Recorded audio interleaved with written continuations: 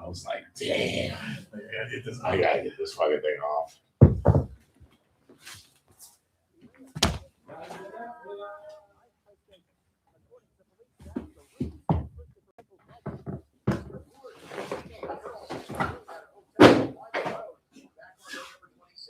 Police say once girls were in there, he gave the 14-year-old meth. When she was under the influence, he raped her. Court documents say he raped the 15-year-old and was down there in that situation. He was 49 and he was not guilty to a lot of cells. His health on $3 billion jail. His was fully functional. He was over a dry run in Florida. County Wednesday morning. We'd be grateful for it. While the F-16 aircraft went down,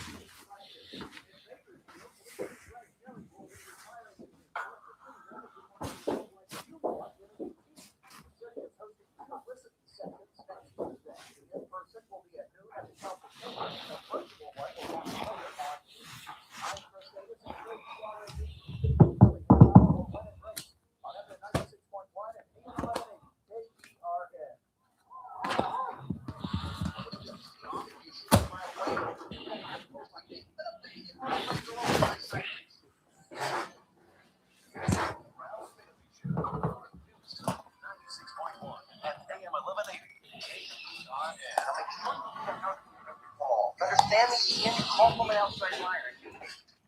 Call in or text to 661-842-KERN. That's 661-842-5376. Listen live at KERNradio.com.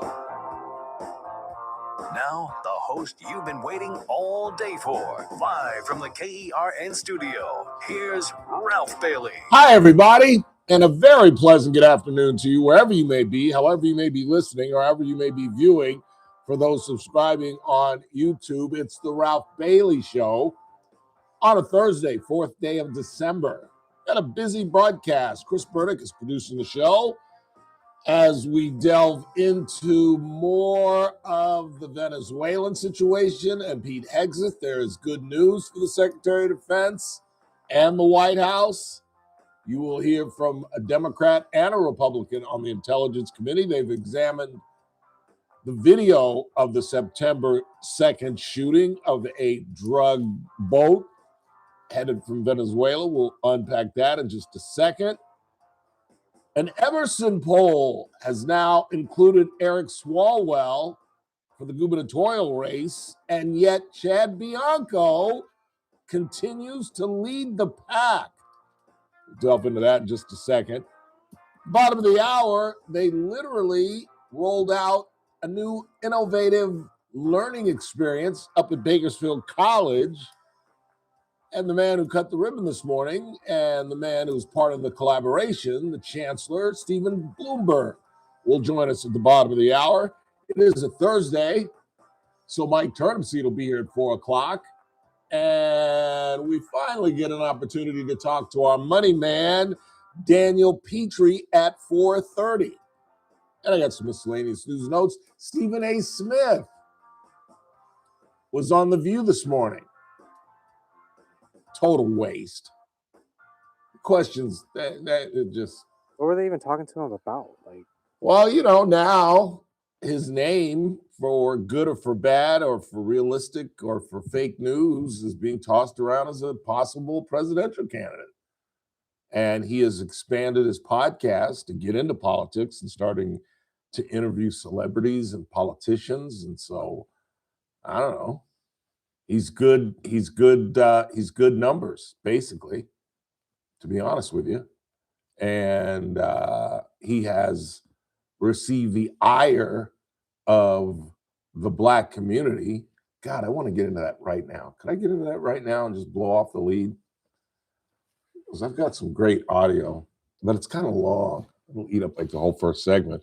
But Mr. Smith, most of you know as a sports guy, has, as Chris is pointing out, is delving into politics, and he is getting lambasted by the Black community for the very same reason I suppose I am quietly, and I'm just not aware of it, because I consider Jasmine Crockett a cartoon character as well.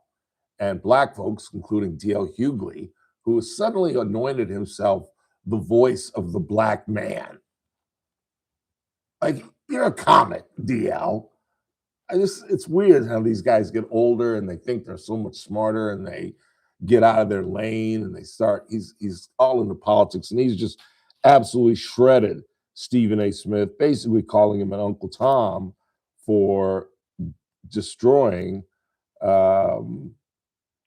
Jasmine Crockett and talking about the manner in which she kind of talks hip hop in one avenue and then goes into another discussion in another avenue. I can't remember whether or not this is clean or not. I better not. Send it to me. Yeah. Okay, that's what we'll do. Here, I'll do that at the break. I can vet it. Yeah.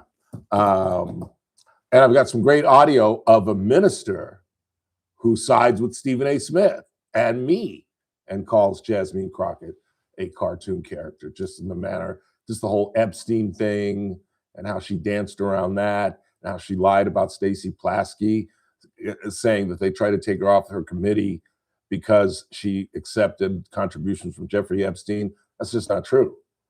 They wanted her off the committee because she was communicating with Jeffrey Epstein after he'd been convicted during a hearing of Michael Cohen, where she was literally getting instructions from Jeffrey Epstein. That's a little inappropriate, if you ask me, and I think they agreed and they want her off the committee. Not because she accepted money from a felon. You can do that. There's nothing wrong with that. It's a little untoward. That's up to your constituents to determine. It's not to your colleagues. But if you're taking instructions from a criminal, if you've got that kind of a relationship with this guy, after knowing what he is and who he is and what he's about, yeah, that's a little questionable, if you ask me. But good news for your boy, Pete Hegseth. Admiral Mitchell Bradley testified before the Intelligence Committee today and basically said there was no kill 'em all order by the Secretary of Defense, as was reported by the Washington Post. The Intelligence Committee, in a classified hearing, was able to view the video. And, well, it depends on who you talk to. Here is Jim Hines, a Democrat who has a radically different view of the video than, say, Tom Cotton. But what I saw in that room was one of the most troubling things I've seen in my time in public service. You have two individuals in clear distress, without any means of locomotion, with a destroyed vessel, were killed by the United States. Any American who sees the video that I saw will see the United States military attacking shipwrecked sailors. Bad guys, but attacking shipwrecked sailors. Now, there's a whole set of contextual items that the Admiral explained. Yes, they were carrying drugs. They were not in the position to continue their mission in any way.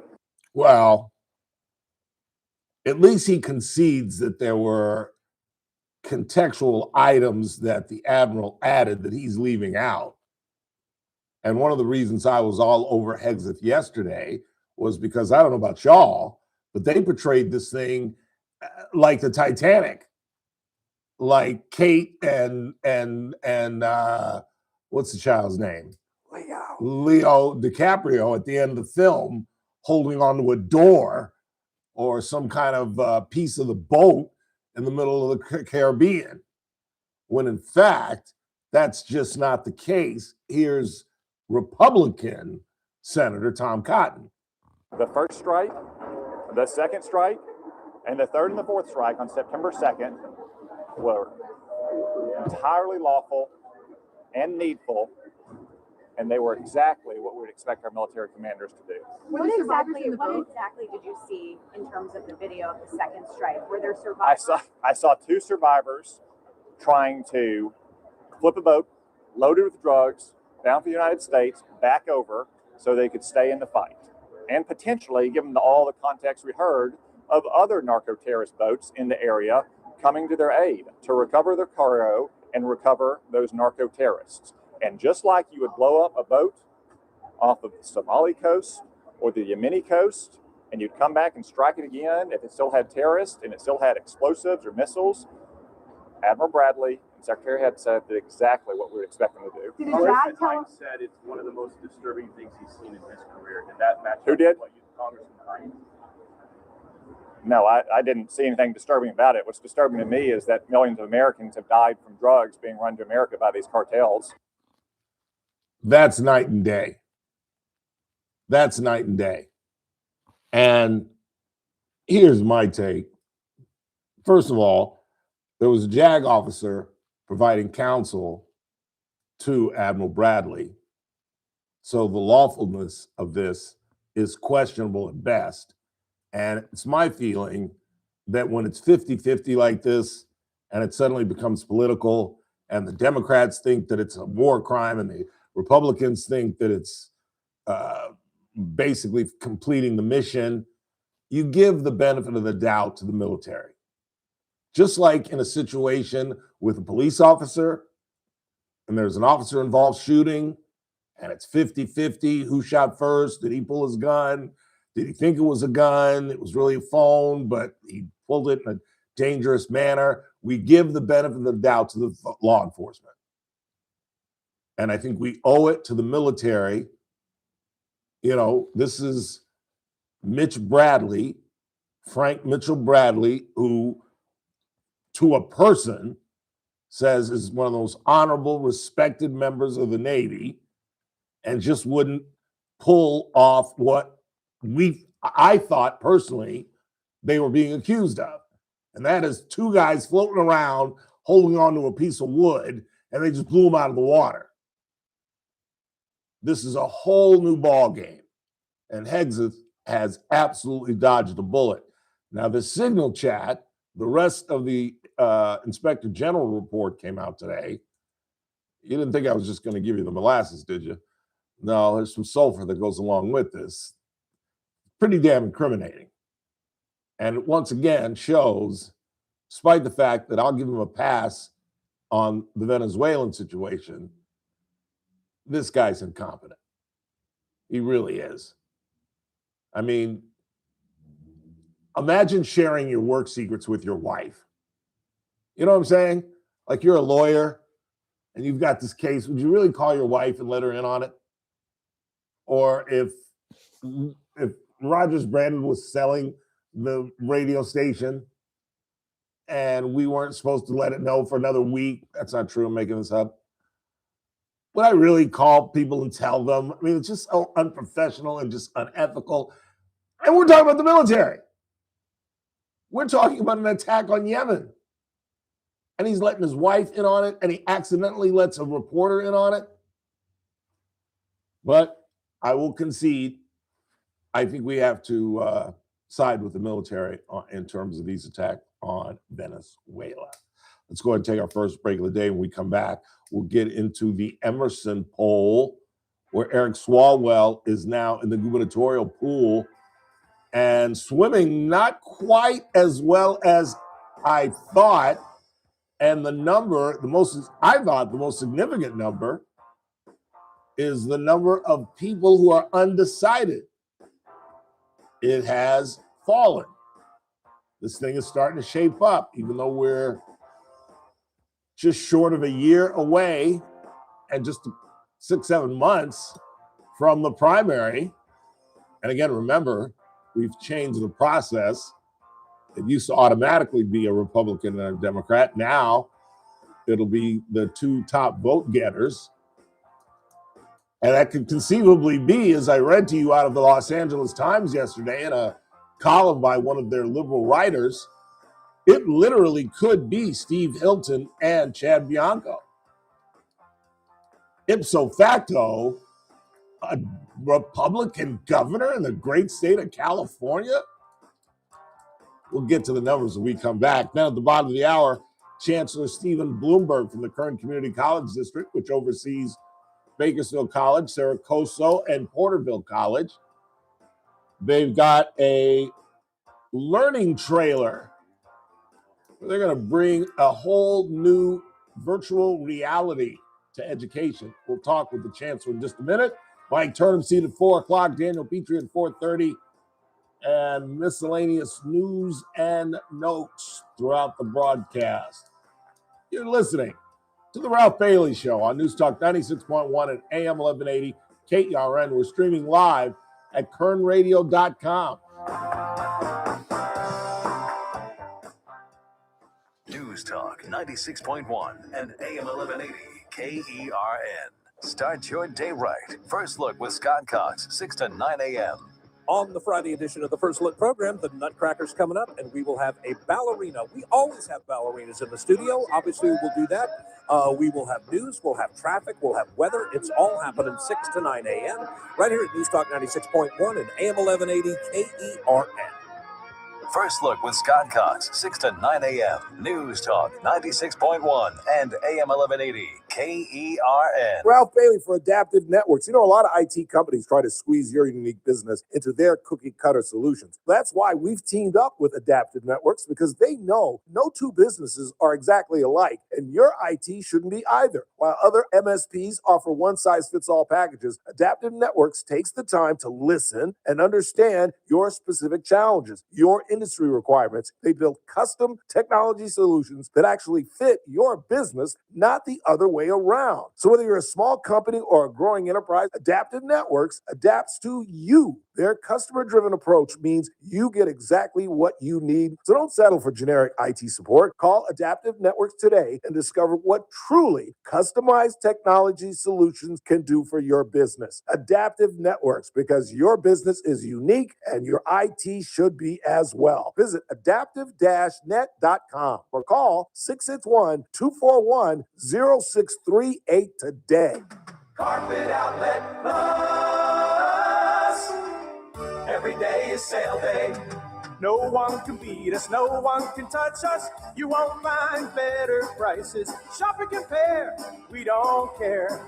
Take a look our way and come into Carpet Outlet Plus. Every day is sale day.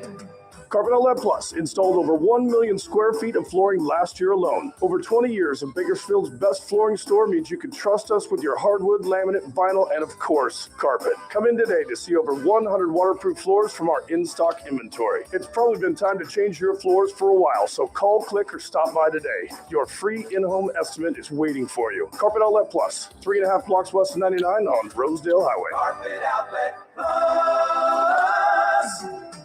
Every day is sale day. Texting privacy policy and terms and conditions posted at radiodirect.com/privacy. Texting enrolls for recurring automated text marketing messages. Message and data rates may apply. Reply stop to opt out. Text help for help. Consult a doctor prior to use. Wow, you look amazing. What have you been doing? You've heard of Ozempic, Wegovy, and the other GLP-1 medications that are all over the news, right? Well, I found this great company called Zelfie. And if you qualify, you can get medications like Ozempic and Wegovy and other GLP-1s at 80 to 90% savings without insurance, all 100% online. Wait, I can get GLP-1 medications for 80 to 90% less and do it all online? No long wait at the doctor's office or pharmacy? Yes, Zelfie can provide semaglutide and tirzepatide, the active ingredients in Ozempic and other expensive GLP-1s, for 80 to 90% less and shipped direct to your door. Amazing. How do I get started? Just send them a text. Text SLIM to 797979 to get started today with Zelfie. Get the same active ingredients in Wegovy or Ozempic for 80 to 90% less, 100% online. Don't wait. Text SLIM to 797979 right. Don't say it. I'll get it from you during the break. I'm just going to text it to you. SLIM to 797979. These statements and products have not been evaluated or approved by the FDA for weight loss. The Armstrong and Getty Show, weekdays noon to 2 on News Talk 96.1 and AM 1180 KERN. Now, back to the Ralph Bailey Show.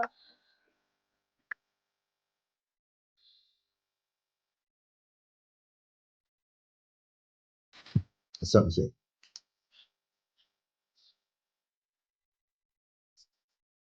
The correct coffee cup.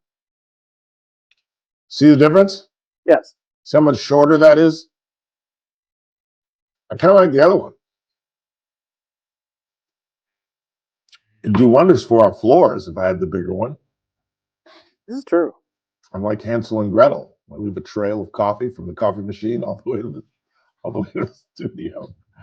The Emerson poll has come out. The last poll that we took a look at was from the UC Institute of Berkeley, Institute of Governmental Studies, Berkeley, Chicago, whatever the hell it's called. Mark DiCamillo's poll with Berkeley, UC Berkeley. And Eric Swalwell, the controversial alleged Chinese spy lover, was not involved at that time. He's since thrown his hat in the ring, and the numbers have come out. And yet, Chad Bianco, who we had on the program Monday, is still atop of the lead. He has 13% of the vote, and Swalwell and Steve Hilton, another Republican that JR had on his show, are tied at 12. And Katie Porter is still lingering at 11. And I don't think she's going to improve much higher than that. And then the rest of the also-rans are in single digits. They're all non-factors. Antonio Villaraigosa, who runs for every job ever since he lost his mayorship in Los Angeles and is completely ineffective. Xavier Becerra, that's really one of the most outstanding parts. And I don't mean outstanding in the sense of good, but outstanding in terms of standing out. Xavier Becerra dropped to 4%. Betty He is at 2. She's a non-factor. Tony Thurman, non-factor. Tony Steyer is at 4, non-factor. Got a ton of money, but just an absolute non-factor. But again, I read that article yesterday from the Los Angeles Times where it was kind of a warning from the liberal Democrats, 2 fellow Democrats, that if you're not careful, Hilton and Bianco could be the top 2 vote getters. You got one right now, and the primary is in June. You have till March to throw your hat in the ring. 1, 2, 3, 4, 5, 6, 7. You got 7 Democrats vying for 55% of the vote. And that doesn't include Rick Caruso, who's expected to get in. And I wouldn't be surprised if somebody else jumps in. But let's just say it's 7. They can all dice up this vote, particularly if some of these also-rans, Villaraigosa gets some traction in LA. If Becerra can bounce back and get into the double digits, Betty Yee's not going to do anything. Tony Thurman, nobody knows who he is. He's an African-American superintendent of schools, doesn't have a chance. But Villaraigosa's got a little name recognition. Steyer's got a ton of money. And Becerra's got a little name recognition. If they all split that, let's say Katie Porter gets 15%, they all split that. There are only 2 Republicans. And it is conceivable that the winner of the primary could emerge with, can we do the math? What's 7 times 10 is 70? Yeah. So there'd be 30% left. I mean, it's conceivable that you could win the primary with like 25% of the vote. Now, that's probably ridiculous, and not everybody's going to get 10%, but you could literally, the 2 top vote getters could win the primary with about 35% of the vote. You really could. You really, really could. Or less if it's split. This could be the oddest, weirdest primary we've ever seen. And how late, and granted it's not late, but how close, 9, 10, 11 months have we been and seen a Republican, or 2 in this case, this high in the poll, this late? The last time Newsom ran, a Republican wasn't within 5 points of Newsom, 10 points of Newsom, and yet we've got 2 Republicans that are on top of the leaderboard. And again, as I said at the top of the show, I think other than Xavier Becerra plummeting like Katie Porter, the other outstanding figure is the fact that the undecided vote has dropped from 44% to 31%. Now, that's still a large segment of the vote, 31%, but this thing is beginning to narrow, and Bianco and Hilton are beginning to look like real contenders. And I'm telling you, if we get enthusiastic about this, if we talk about this, if we start telling our neighbors to take the gubernatorial race seriously and get ready for this June primary, we could pull this off. Because I don't think I don't want to doom either one of these guys by saying what I'm about to say. But obviously, and this is the master of the obvious, but the safest way and perhaps the only way we win a Republican seat statewide is to have both the candidates be Republicans. That's Hilton and Bianco would have to go at each other. Because let's face it, any Democrat against a Republican in this state is a tough, tough fight. And if it does come down to that, and these numbers start to shift, and one of the Republicans starts to falter, we got to start rooting for Katie Porter because she's beatable. There is a new and innovative way of learning going on at Bakersfield College. We're going to talk with the Chancellor of the Kern Community College District. Stephen Bloomberg joins us next. News Talk 96.1 and AM 1180 KERN.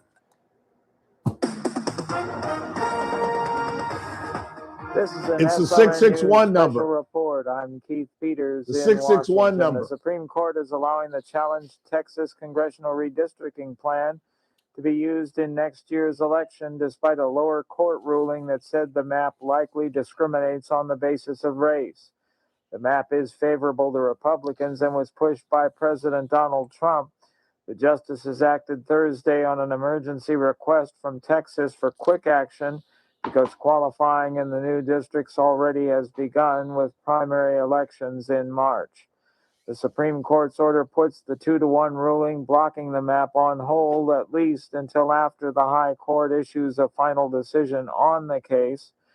The effort to preserve a slim Republican majority in the House in 2026 touched off a nationwide redistricting battle. This has been an SRN News special report. News Talk 96.1 and AM 1180 KERN.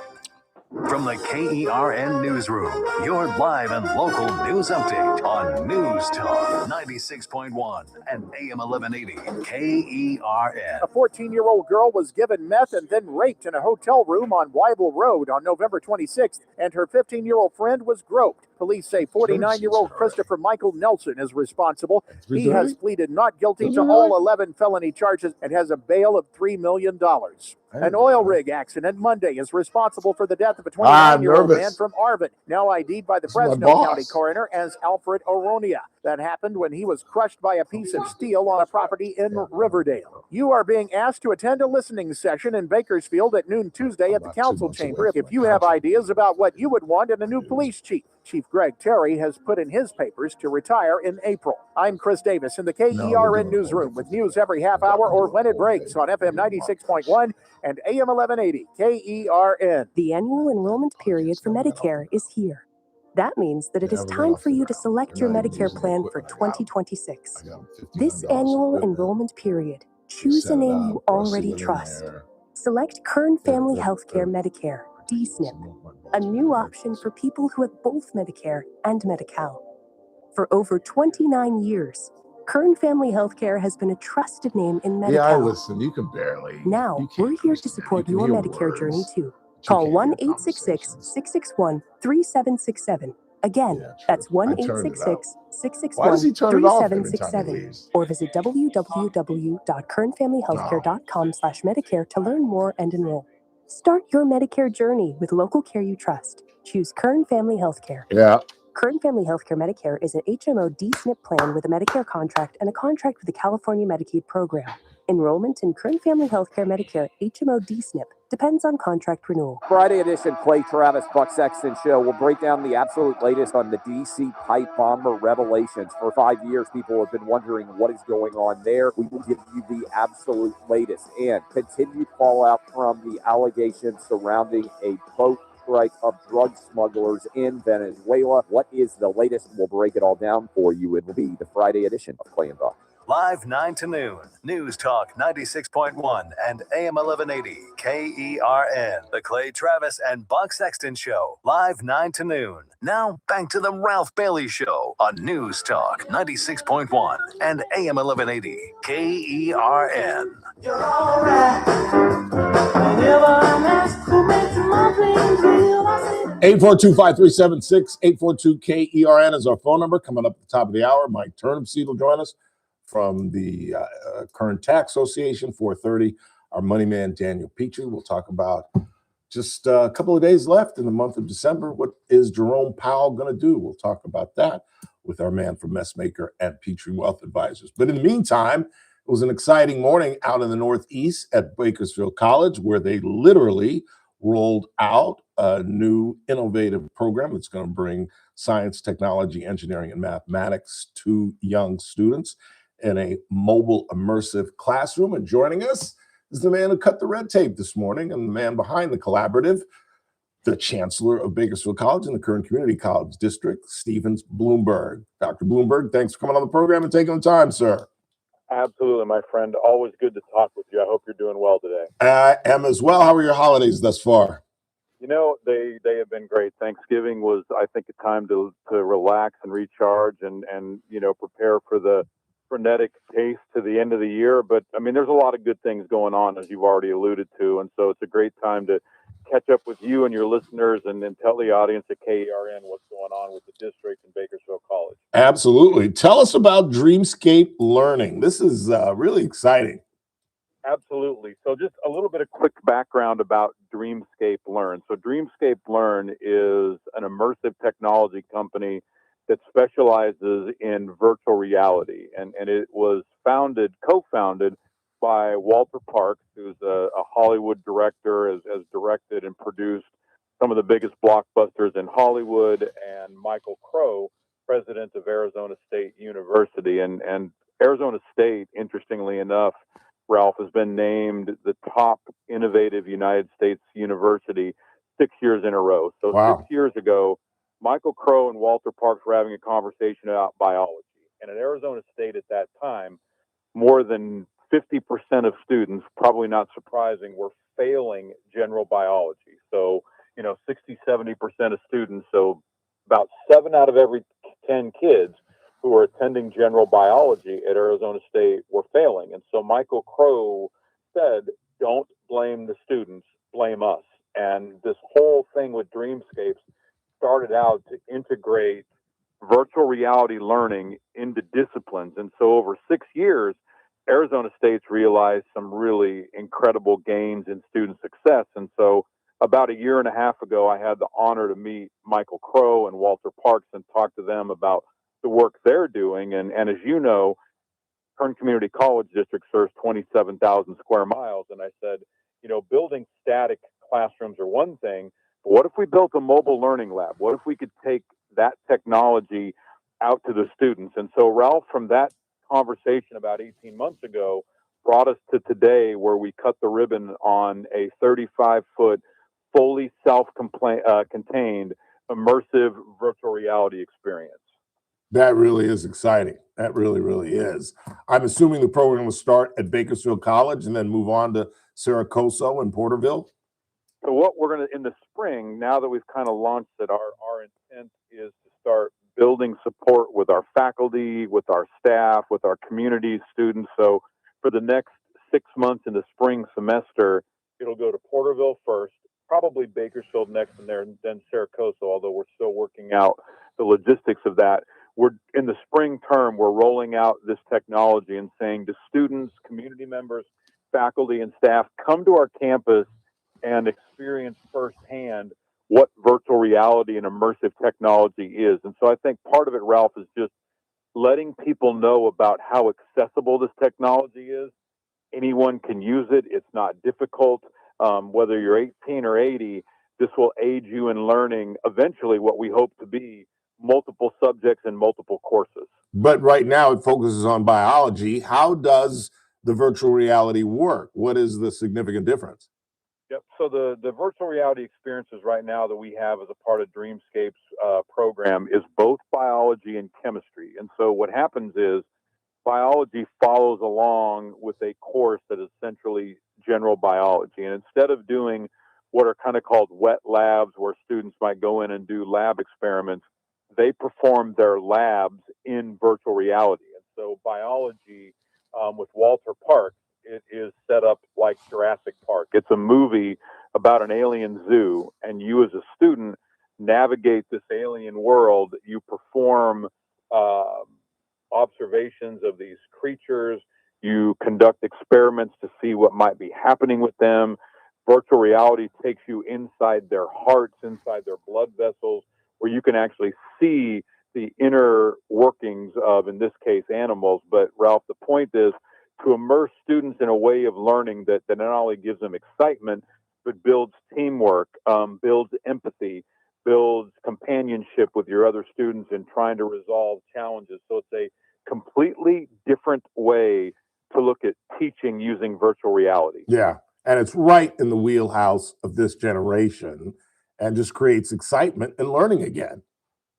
When we, it's interesting you say that, because Ralph, a lot of our students that are in college now are what's called Gen Z, as you know, and Gen Z is a truly digital generation. And so as strange as it may sound to you and I, who, we're accustomed to carrying around books in our backpack and doing all of that, Gen Z is used to obtaining and digesting, if you will, information on a digital platform. And so it fits in with the learning styles of today's students. And not that we can't discount learning styles of older students, but you're right.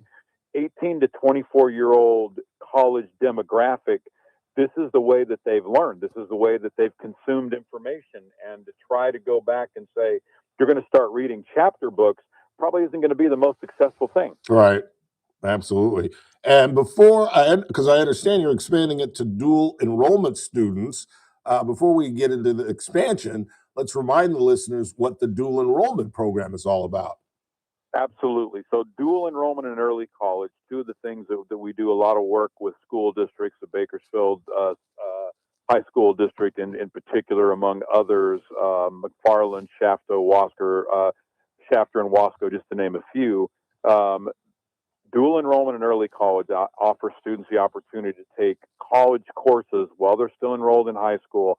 And for many students, Ralph, again, as you know, those students have the opportunity to earn significant credits, or many of them actually earn an associate's degree and walk across the stage not only with a high school diploma, but with an associate's degree and a massive jump start on their career if they're transferring to a 4-year university. Again, just giving those kids a jump start on life. Yeah, absolutely. And it's going to be expanded to them as well, the Dreamscape Learn.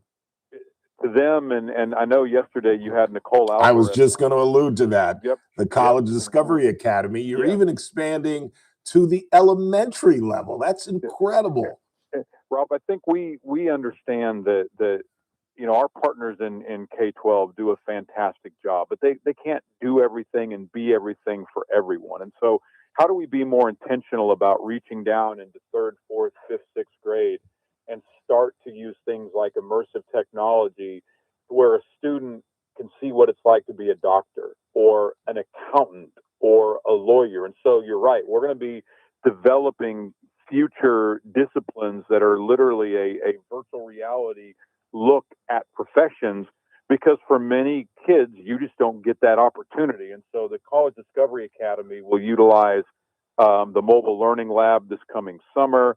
So our plan is to use it for students starting from 3rd grade through sophomore in college. That is unbelievable. It really, really is. I mean, instigate these kids, just to initiate these kids with the idea of college at such a young age. I know the college, from talking to Nicole, College Discovery Academy gets going in June. When can Porterville expect to see the Dreamscape Learn trailer rolling onto campus? Dreamscape Learn trailer is going to roll onto campus at Porterville College in mid-January 2026. So it'll spend some time there, transition to our other two institutions. Again, just to start to develop a culture of understanding about the capability that we have. It's a technology that I think has been long awaited as an instructional tool. And Ralph, I don't think the timing could be better to really roll this out on a very big scale. Yeah. Any other programs you want to talk about as we head into 2026 before I let you go?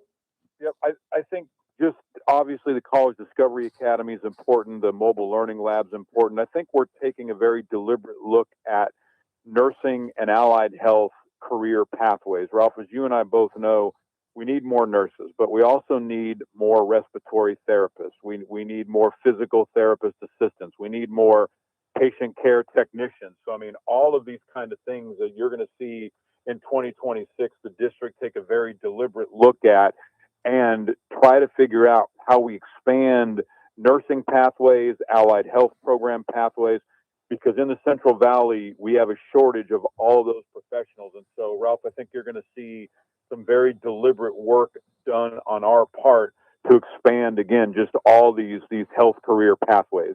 Well, it is simply remarkable what you have done in the short time that you have been here, along with your new president, in terms of expanding access to college and opportunities and linking that to careers and the workforce. It's been absolutely remarkable.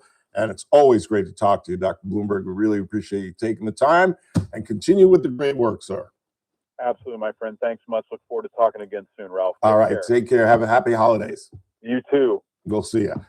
Dr. Stephen Bloomberg, Chancellor of the Kern Community College District. And again, if you want to know more about the College Discovery Academy, we had, as he mentioned, Nicole Alvarez on yesterday. You can go on YouTube and watch the entire interview, and you can go back tonight. If you missed part of our interview with Dr. Bloomberg and want to turn it on to somebody, you can watch that one as well. It really is fascinating what they are doing, bringing virtual reality where children can put on one of those masks. I'm an old man. I don't know what I'm talking about. And just absolutely be there. And it's on wheels. It'll be at 3 different colleges, 3 different junior colleges, and it's going to go to elementary programs, the College Discovery Academy. When those kids from 4th to 8th grade are on the BC campus, they'll have access to this. And again, the dual enrollment we've talked about so many times, where your high school student, your grandkids, your children can accrue credits and literally graduate from high school, as T. Johnson's daughter did, with a AA degree, making it more expeditious getting through college, and more importantly, much cheaper as well. Quick time out. We'll check the board, see what you all are talking about. Mike Turnipseed joins us at the top of the hour, and then we'll talk with our money man, 4:30, Daniel Petrie. In the meantime, you're listening to The Ralph Bailey Show on Newstalk 96.1 and AM 1180 KERN. We're streaming live at kernradio.com. News Talk 96.1. Messmaker. Friday's Armstrong and Getty Show, I'm sure we'll know a lot about the January 6th pipe bomber who finally got arrested. Was he one of them or one of ours? And we'll all get all excited about it. And you remember those college kids who couldn't do math we all heard about? We can just laugh and say, boy, they're stupid. Or we can look at what that means for the way we're doing education in America. That and the news of the day on the next Armstrong and Getty Show. Weekdays noon to 2 on News Talk 96.1 and AM 1180 KERN. It's literally been weeks since we've talked to our money man, Daniel Petrie. I was sick one Thursday, and we were all eating turkey the other Thursday. So it'll be exciting to talk to Daniel and get his thoughts on what Jerome Powell is going to do with just days left in December. It was expected that he was going to lower interest rates once again. But again, the new year is fast approaching. And again, you know what Messmaker and Petrie Wealth Advisors are all about. They're all about retirement. We're all above 50 thinking about it. If you are, talk with Daniel. Call him at 395-9400, 395-9400. And, of course, his office is located right on the corner of 21st and Oak. Or just keep it locked. He joins us today, as he does every Thursday at 4:30. Daniel Petrie and the folks at Messmaker and Petrie Wealth Advisors. This broadcast is for informational purposes only. Does not constitute a solicitation or offer to buy or sell any security, future, option, or other financial instrument, or to offer or provide any investment advisory or other services to any person in any jurisdiction by Daniel Petrie or MPWA, DBA, Messmaker, and Petrie Wealth Advisors. Any views expressed in this broadcast by us are prepared based upon the information available to us at the time, and we are under no obligation to update our views. Do you owe $10,000 or more in credit card debt or personal loans? With credit card debt at all-time highs, Debt Relief Advocates is urgently notifying consumers of debt relief now being made available, designed to aid consumers with out-of-control credit card debt. Those who qualify and enroll for this relief program will only have to pay back a fraction of what they owe. This is not bankruptcy or a debt consolidation loan. This is a relief program that credit card companies would rather you not know about, as it ends your debt nightmare and saves you lots of money. Consumers owing at least $10,000 in credit card debt or personal loans can now take advantage of this debt relief as the cost of living skyrockets. Debt Relief Advocates has established a relief hotline for you to call to learn what debt reduction you may qualify for, so don't wait. For this free information, call the Relief Hotline at 800-525-9069. 800-525-9069. 800-525-9069. You've got your whole life ahead of you, so choose a Medicare plan you can count on. And that's what you get with a Medicare Advantage plan from United Healthcare. With more than 45 years experience serving its members, United Healthcare has plans with low monthly premiums that fit your life today and as your needs change tomorrow. The Medicare annual enrollment period ends December 7th, so go to uhc.com/Medicare today. United Healthcare Medicare plans. It's Medicare coverage California can count on. For over 50 years, Hard Rock has been where the music lives. Artists play our stages. Their stories line our walls, and guests walk away feeling like stars. We're a global icon built on one timeless ideal: love all, serve all. Introducing Hard Rock Casino to Home. Over 2,000 of the hottest slots, over 60 thrilling table games, and the energy only we can deliver. The sound check is over. Now open. Concerned about your gambling? Call 1-800-GAMBLER, 426-2537. You're listening to The Ralph Bailey Show. Catch me weekday morning 6 to 9 a.m. on First Look with Scott Cox, News Talk 96.1 and AM 1180 KERN. She's a friend of mine. Take it easy. Take it easy. Don't let the sound of your own wheels drive you crazy. You know, I wouldn't trade my childhood for anybody's. And I wouldn't want to grow up in the 21st century. But there are times I'm a little envious of generation. What is it? Z? Z, yeah. Or Alpha now, I guess. I mean, can you imagine having the opportunity to get credits? You can get an AA while you're in high school and cut your college experience right in half. If you're a parent, how you're not pushing this on your children, if for no other reason than financial, and again, to expedite the process, it's amazing what's out there. And this Dreamscape Learn, virtual reality, and I was reading about this morning, obviously, and as Dr. Bloomberg pointed out, the numbers in terms of grades and success is remarkable and irrefutable. And, you know, those STEM courses, which is science, technology, engineering, and mathematics, the reality is that the median income for those that have STEM education, much higher, much higher. And the way they have meshed career opportunities with education up at BC is been game-changing. It really, really has been. 842-5376, 842-KERN. What do you got on the board? I wonder why the Dems were not upset when Obama ordered the drone killing of an American citizen who was a suspected terrorist. What about his due process? Because you give the executive and the military the benefit of the doubt.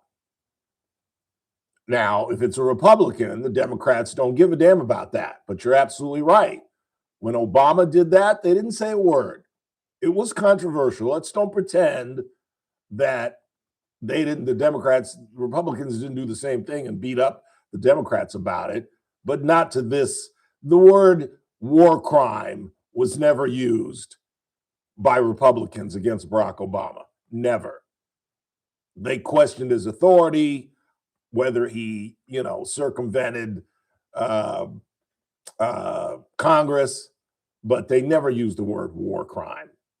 And again, like I said, when I went off yesterday on Hexeth, and I think I'm assuming you all thought this as well, we thought we were looking at two guys hanging onto a raft or a log or a piece of the boat, when in fact they flipped the boat over, got back in the boat, and were using the radio. That's a whole different scenario than the one that was portrayed. And to hear Jim Hines, I think he's from, I don't know where Jim Hines is from, come on, oh, this is the worst thing I've ever seen in my life. Oh, stop with that. Really? It's the worst thing you've ever seen in your life.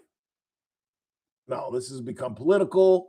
And like I said, when it's 50-50 or even 40-60, you give the benefit of the doubt to the military man, particularly when it's somebody like Mitchell Bradley, who, from everything that I've read, from everything that I've heard, his reputation is absolutely impeccable and unquestionable.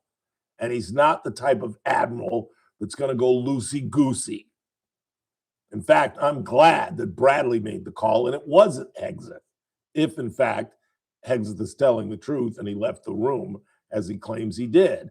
But then again, doesn't that show even more immaturity by the Secretary of Defense? What? It was the first strike, and you didn't hang around to see the ending of it? You're right. I know what you're saying, Ralph. You just have a problem with Pete Hexeth. You're right. You're right. He doesn't belong in the job. And there's no way in hell he makes it 4 years. I'm wrong. Well, I've still got 26 days, or 27 days, because I didn't think he'd last the year. But there's no way in hell he lasts. And that's not really a big prediction because many cabinet members don't last the entire term. So that wouldn't be fair for me to say that. But he's just absolutely unqualified. I'm sorry. What else you got? Himes is from Connecticut, by the way. Thank you. You're welcome. The war crime question is moot because we are not at war. So all of these killings are likely extrajudicial. Even if these people are smuggling drugs, we don't give the death penalty to drug smugglers. Not to mention, these boats would need to refuel more than 20 times to reach the U.S., and fentanyl doesn't come from Venezuela. Well, I don't think they're making the argument. I hope they're not making the argument, still making the argument about fentanyl. I don't think they've really ever made the argument about fentanyl. No, they just say drugs. They don't say fentanyl. Yeah, it's cocaine is what they're traveling. And yeah, a lot of it goes to the Caribbean and back to Europe. But, at the end of the day, you could make a sound argument that this has more to do with Maduro than it does drug trafficking. And politics often gets complicated, and it's often chess instead of checkers. And I don't think anybody that knows anything about Maduro wants him in power. And I think the Trump administration is smart enough to realize that we cannot get into direct leadership change, regime change, but we can certainly put the USS Gerald Ford off the coast of Venezuela and scare the crap out of this guy and hope maybe that he takes his ill-gotten gains and runs for the hills. So yeah, that's really the reality of it. I'm willing to concede that. The administration certainly isn't and can't, because there's some things you do, clandestinely. And I think you're right. You stumble staggeringly, haphazardly into the truth, and you don't even realize it. But yeah, this is about regime change. This is about putting pressure on a horrible despot who has destroyed that country and is destroying those people. But make it clear they're killing drug dealers. And if Democrats want to get on the side of, once again, defending the criminal, go right ahead. But in terms of this being a war crime, in terms of it being two guys holding on to a piece of the boat, it's completely inaccurate. Completely inaccurate. One more, and let's get Mr. Turnip Seed in here. That's all we got right now. All right. I got a lot of things to talk about. Oh, I got some great audio. We're going to do an audio segment. I've got the Cars. I've fallen in love. I've gotten rid of the Kelsey brothers, and I'm now listening to the I know what Cars. you're talking about. You talking about the Lane Kiffin story? Yes. David Carr was Lane Kiffin's college roommate, and he tells a great Lane Kiffin story that I'm going to play a little bit later. I didn't know Kiffin was a quarterback, and I didn't know he went to Fresno State. I didn't know he went to Fresno State. I knew he was a quarterback, and I definitely didn't know he went to the same time David did. And definitely didn't know they were roommates. Yeah, that too. They were roommates. I did see the audio that we were actually going to play it on Early Bird this morning, and I forgot to. But it's hilarious. It's a little long, a little bit, but the story's worth it. It is worth it. It is worth it. And they're funny. They're absolutely funny, and I knew that. I hung out with them. The sheriff's department did their family a solid. I don't know what it was, but David and Derek wanted to pay them back. And so they did a greet and meet out on Norris Road. I, honest to God, have no idea how I got selected to be the MC. Maybe Sheriff Donnie Youngblood put a word in for me. I don't know. But I got to host it. So about 45 minutes before it started, I got to sit in a room with the two of them and their agent as they signed memorabilia and got to talk to the two of them. And I knew David. I'd met David at his Hall of Fame dinner where he had I'll tell you a funny statement that he made. Not trying to be funny, but he cracked the place up. They're really good guys. I'm a big fan of the Carr family. It's the Thursday. Mike Turnipseed's up next.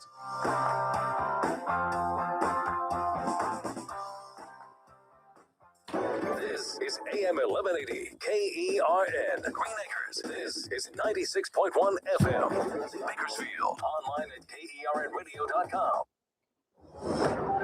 Breaking news is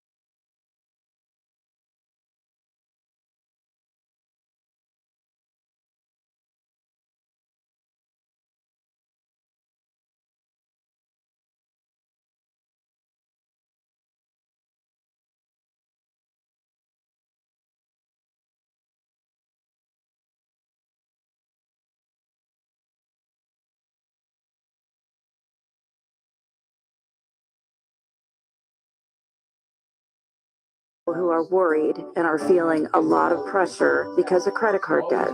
That's why I'm very proud of what we do at Trinity. We just help. We give people the support they need, along with a real plan to become debt-free. Credit card bills are consolidated into a single monthly payment that is much less than what they were paying before.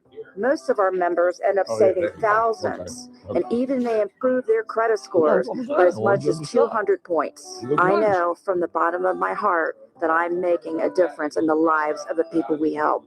It just makes me really happy. If credit card debt has you down, call Trinity at 1-800-990-6976. My name is Julie, and I'm a Trinity counselor. Call me and become debt-free for keeps. 1-800-990-6976. From the KERN Newsroom, your live and local news update on News Talk 96.1 and AM 1180 KERN. The pilot was able to eject himself. I'm Chris Davis. Really? That pilot was in an F-16C Fighting Falcon Thunderbird aircraft about 10:45 Wednesday morning, which was flying over an area in San Bernardino County. When something went wrong, the pilot was able to eject and ended up landing while the plane ended up crashing in a dry lake bed near Trona. The pilot was taken to the hospital with what were described as non-life-threatening injuries. The Air Force may release more info about the crash as they continue looking into it. You may remember hearing about a wreck in McFarland Thanksgiving Day. That was a fatal wreck, and now the Kern County coroner has ID'd the man who died as 60-year-old Jose Druso Farron. Police say Farron's vehicle was hit by another one just before 1 p.m. at the intersection of Kendria Street and Elmo Highway. First responders tried resuscitating him, but he died there at the scene. And a man who died in an oil rig incident Monday in Fresno County has been identified. That's 29-year-old Alfredo Oronia of Arvin, California, says the coroner's office in Fresno. Authorities say that happened about 10:45 a.m. in Riverdale in an area 25 miles south of Fresno. Oronia was working for a company removing an oil rig from some property, and a large piece of steel swung down and crushed him. Now OSHA is looking into what happened. If you want to help out some carnivorous animals, that's meat eaters, and you happen to have some extra meat, the California Living Museum, or CALM, says the animals in their zoo could use the food, but they have some specific requirements. The meat can't be expired, can't be seasoned, and can be either fresh or frozen. They eat things like beef, ribs, and steaks. I'm Chris Davis in the KERN Newsroom with news every half hour or when it breaks on FM 96.1 and AM 1180 KERN. What do you think? This is the Army where you shoot them a mile away? You got to get up close like this. Little bing, you blow their brains all over your nice Ivy League suit. It's the Ralph Bailey Show on News Talk 96.1 and AM 1180 KERN. Now make sure you leave the house when you make the call. You understand me? You hear me? Call from an outside line. I mean it. Call in or text to 661-842-KERN. That's 661-842-5376. Listen live at KERNradio.com. Let's go. Now, the host you've been waiting all day for. Live from the KERN studio, here's Ralph Bailey. Hour 2 of the broadcast on this Thursday, 4th day of December. It's the Ralph Bailey Show on News Talk 96.1, AM 1180, KERN. We're streaming live at KERNradio.com. And don't forget to go to YouTube and subscribe. You can actually watch us do the broadcast live. Or if you missed anything, you can go back later and watch the entire program or interviews that we've done. We talked with Chancellor Stephen Bloomberg earlier in the day from the Kern Community College District. And coming up at the bottom of the hour, our money man, Daniel Petrie from Messmaker and Petrie Wealth Advisors. And I've got some miscellaneous news and notes to get to, some miscellaneous audio. You'll hear from the Carr brothers and Jasmine Crockett yet again, and a pastor who agrees with Stephen Smith and myself that she is a cartoon character. In the meantime, it is a Thursday.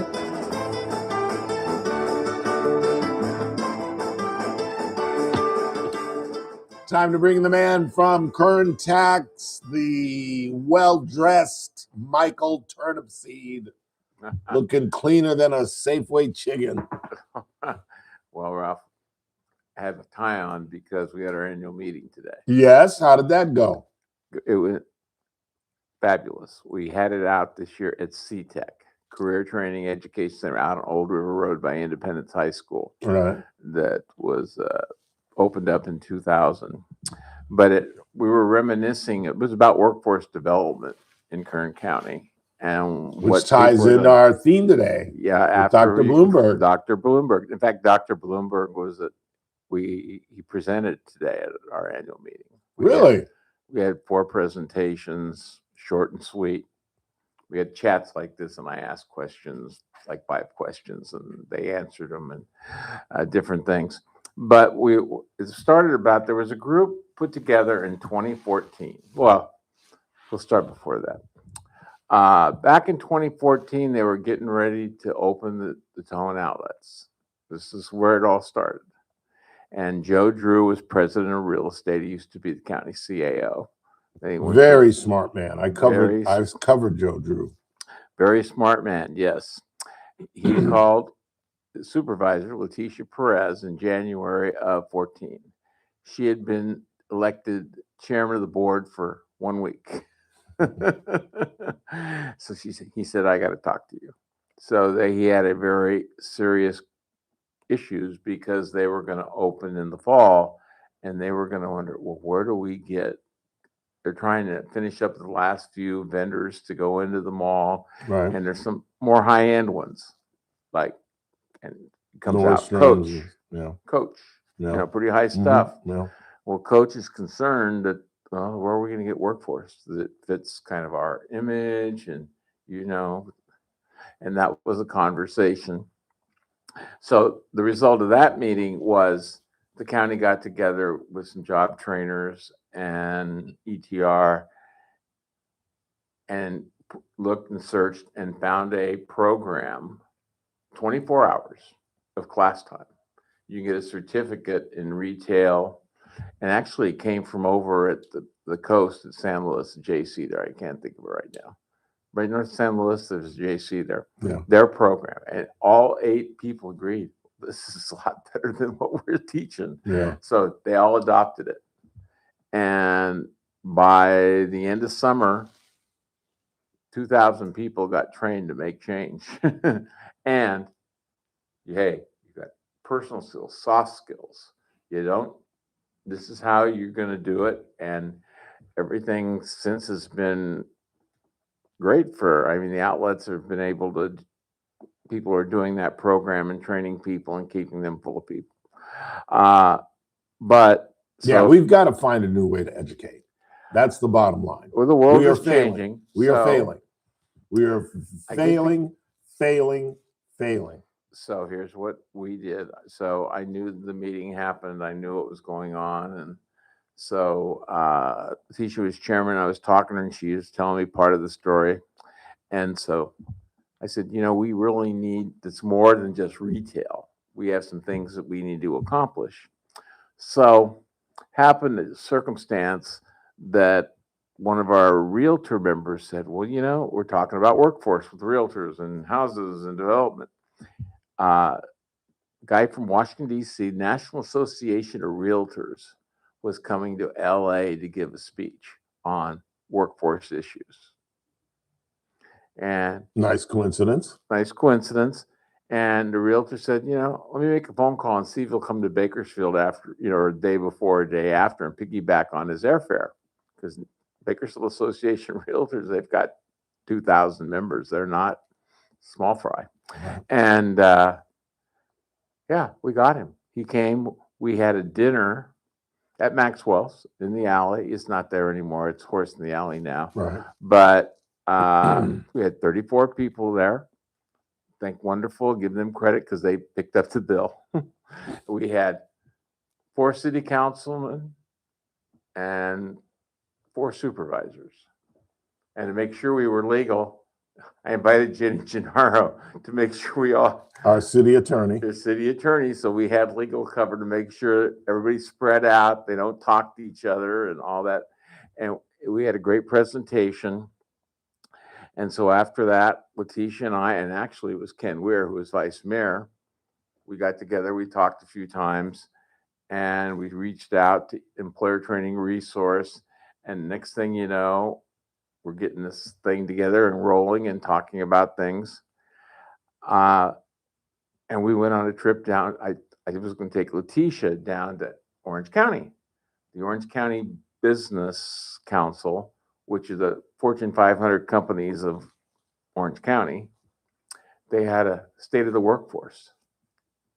So Letitia and I, and she invited like 5 other people. We had a Suburban and went down. And Okay, Mike, you got to edit this no, just a little bit. no, but this is the story of how it happened. And we had a We bacon, picked lettuce, up tomato things sandwich, and that we I had bought. potato salad, and come on, let's go. Well, the idea was we came back, we started Workforce Task Force, and you There look you go. at dual enrollment. It got created. Right Letitia there. and I, in Letitia's office, dual enrollment at Kern High School started. She had a grant because there's a solar farm in Lamont in her district. She got $500,000 for farm worker displacement funds. She didn't know how to spend it. So I'm sitting there talking to her like you and me here. And I said, well, call BC. They have 80 programs to do it. Well, I don't know anybody at BC. So I picked the phone up. I called Sonia Christian, who's president of BC. At the time. Now I said, head of the Sonia, 116 junior colleges. Yeah. And now I said, Sonia, I got somebody that wants to give you $500,000. Sonia says, I'll be there in 5 minutes. And what happened, Michael? She took him to Letitia to lunch. She answered all the questions right. And then they got And together. what was the end result, Michael? Dual enrollment got created. There we in Kern High go. School District. There we go. I'm trying to kill the whole 20 minutes here, Ralph. We went all through the mountains. So that was dual enrollment. Through the water. And it's reminiscing because you It's go out to incredible. CTEC. It's absolutely game changing. But look at CTEC. Anybody who goes to CTEC and asks for a tour and goes through there, they all come back Astounded. Astounded. Yeah. The people today, 3/4 of them had never been to CTEC, and we had the culinary kids cook a meal, and they were all drooling about the meal. Yeah. It's one of the best kept secrets in this town. Yes, it still is. It still is. And it's like 20 years old. Well, the Rock was built in '85. CTEC actually opened in 15. No, the concept started in 15 when we were working on their school bond, and I'm dealing with the superintendent and the CFO of the Kern Community College District about their school bonds and financing and where it's going to go. It's the spending. So program. what year did it start? So it started in 20, right when COVID was. But the idea was we convinced them and they agreed to build another Rock. And this is the high-end Rock. It's got the robotics, it's got the tech, the computer stuff, it's got video production, it's got a whole different mix. So Kern High went from having 18 programs to 38 programs. And they went from having 1,000 kids to 2,400 kids. 66 out of the Kern High School District's 40,000, and about the 20,000 that kind of qualified to go to Rock, 6,600 applied for 2,400 seats. Wow. There's more capacity, more demand. The kids want it. Yeah. We got to figure out how we're going to build. And I keep bugging them. I said, guys, but it's $100 million project to build a building and put all the stuff in. It's going to be at least $100 million because the CTEC was about $85 million. Yeah. So it takes money, and you got to find teachers. And so we're working on trying to address that because we need it. Look at the 4,000 kids that are qualified but aren't being able to get vocational education. Yeah. So then what is the value? I forgot this of dual enrollment. Why dual enrollment so important to families? So far to Kern High, 185,000 units have been taken by their students in 5 years. Credits, 185,000. That's outstanding. I know. So if your kids go to Cal State and they live at home with mom and dad, and it's $9,000 a year for tuition, books, and supplies, that's $300 a unit. 30 units a year, $300 a unit. It's amazing how much it's jumped since times the last 30 years. 185,000. That's $55 million in savings. Yeah. $55 million if you go to Cal State. if you go to UCLA and use the same number, I'm not putting any living costs into that because the living costs really are different. And you can be in a cheap apartment, you can live at home, so I didn't count. If you go to UCLA where it's $17,000 for tuition, books, and supplies, that's $105 million. Yeah. That is a lot of money that local families are not having to pay out of their pocket. Right. Yeah. I mean, You gotta I talk about it all the time. We talk about it all the time. And I really think, and now they're going even lower. I had Nicole Alvarez on yesterday talking about the College Discovery Academy. Yeah, 4th through 8th graders. Yeah. Where they're just inviting them on campus in June and highlighting programs like industrial automation, where they have a 4-year degree at Bakersfield College, healthcare careers, agricultural. It's incredible what they're doing. When I was in 8th grade, I couldn't tie my shoes, let alone think about college. The idea is, and especially here where things are kind of, everybody's in their own silo. Right. Kids go to school, they go home, they go to school, go home. If you live in East Bakersfield and you probably never been to the beach. There are people there that have never been to the beach. There's kids that go in high school and never been to the beach. Right. They're in high school and they go over, the experiences of life experiences aren't there. So we have to figure out how to bring life experiences to them. Yep. And the natural place then is through the classroom. Right. Right. I mean, if there's school, but this is going to be like a summer program for 4 weeks. Yeah. But no, I've talked, Dr. Bloomberg, he's one of my regulars. We meet once a month and talk about things. And brilliant. What's happened? No, what's happened in 14 and 15? There was 3 fundamental changes as far as education goes. Sonia was president of BC, Sonia Christian. Brian Schaefer became superintendent of the Kern High School district. And what's my third one? I'm getting a little. You don't look at me. This is Kern High. Sonia, him, and superintendent of schools, Mary Barlow. Yeah. They made fundamental changes on what they do. The superintendent of schools became a very activist thing. And they didn't just sit back and play house with all the other school districts. They actually created a program called Kids. It was actually called the Kern Promise, and Kern Pledge. Kern Promise was another one. Well, Kern Pledge, but now the key to the College Discovery Academy is the idea that we're catching these kids at a younger age, because we're trying to catch them their freshman year in college. And then we learned that the most popular class at most junior colleges and even at most CSU colleges were remedial classes, where they had to take remedial classes at math and English.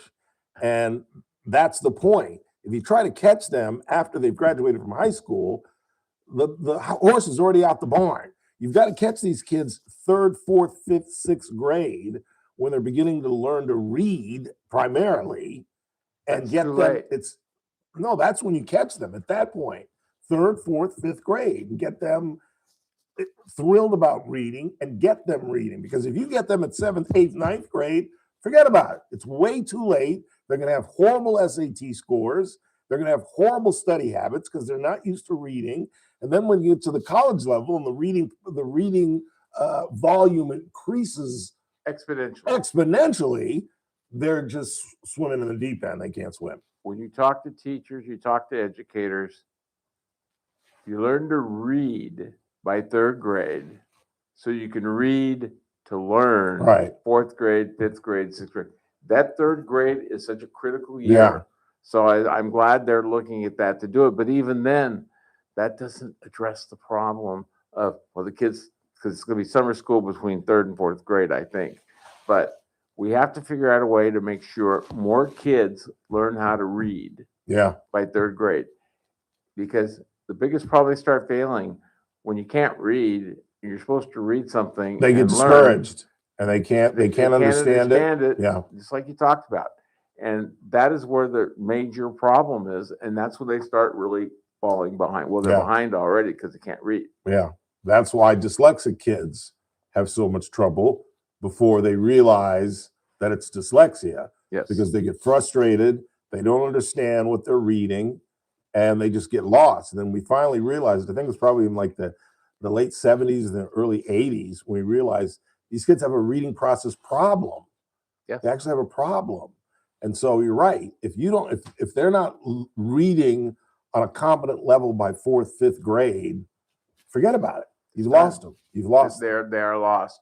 That's why you have 8th graders getting out of 8th grade that aren't reading 3rd grade level. Yeah. Yeah. And they're passed on to the high school. Yeah. They can't read math problems. They can't understand that. I mean, it's the high school wonders why we can't teach.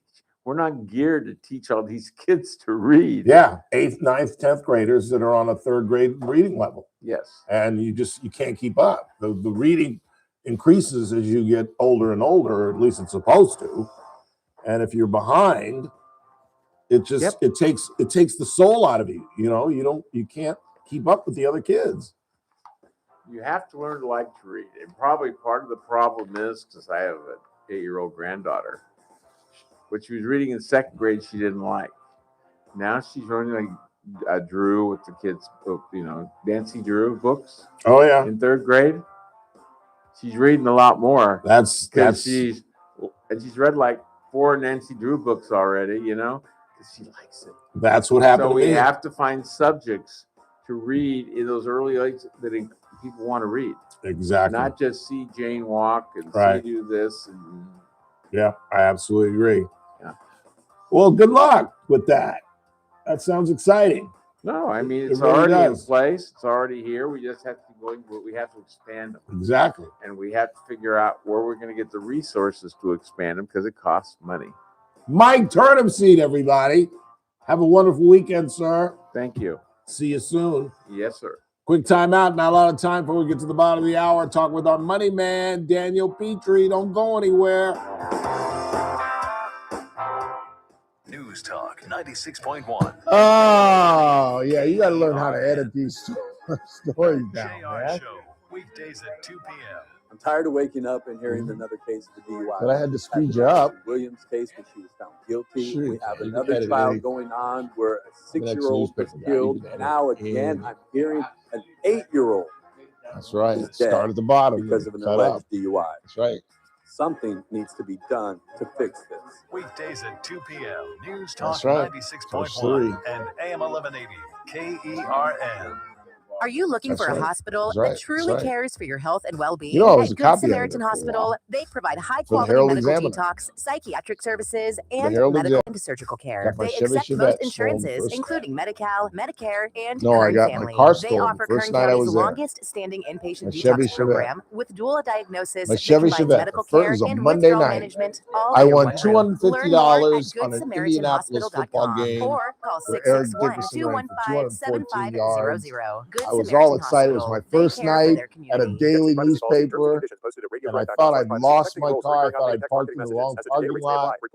This is like 12:15 at night, downtown LA. Amazing. What have you been doing? And You've heard of Ozempic, Wegovy, and the it's one of those. that are all It's over in one of news, those right? Frank Well, McCourt I found this like great parking company called lots. Selfie. And if you qualify, And you can that's get not for medications shoes. like Right, Ozempic and must be Wegovy the and other other one. GLP-1s And I at walked 80 to all around the 90% block. savings without insurance. All 100% online. empty. Wait, I can get GLP-1 medications for 80 to 90% less and do it all online? No long wait at the doctor's office or pharmacy? Oh. Yes, Zelfie can provide semaglutide and tirzepatide, the active ingredients in Ozempic No and other idea. expensive GLP-1s, for 80 to 90% less and shipped direct to your door. You see Bloomberg How do I talking get about? started? Just send them a text. Text SLIM to 797979 to get started Hey, today with Susan. Zelfie. Get the same active ingredients in Wegovy or Really? Ozempic for 80 to 90% less, 100% Old, online. Don't wait. old Text SLIM to prep 797979 right now for your exclusive offer. Yeah. Text Yeah, SLIM 'cause it to was a dump when I was there. 797979. I was there in That's SLIM to 80 797979. These statements and products have not been 89, 90. evaluated or approved by the FDA for weight loss. You've got your whole life ahead of you. Yeah. So choose a Yeah. Medicare plan you can count on. And that's what you get with a Medicare Advantage plan from United Healthcare. With more than Yeah. 45 years experience serving its members, United Healthcare has plans with low monthly premiums that fit your life today and as your needs change tomorrow. The Medicare annual enrollment period ends December 7th. It was So such go a to dump. uhc.com/Medicare today. United Healthcare Medicare plans. It's Medicare coverage California can count on. I'm Yeah. JR Flores. Catch my A lot of show, LA kids The go to JR ASU. Show, weekdays at 2 It was p.m. such a dump. Now-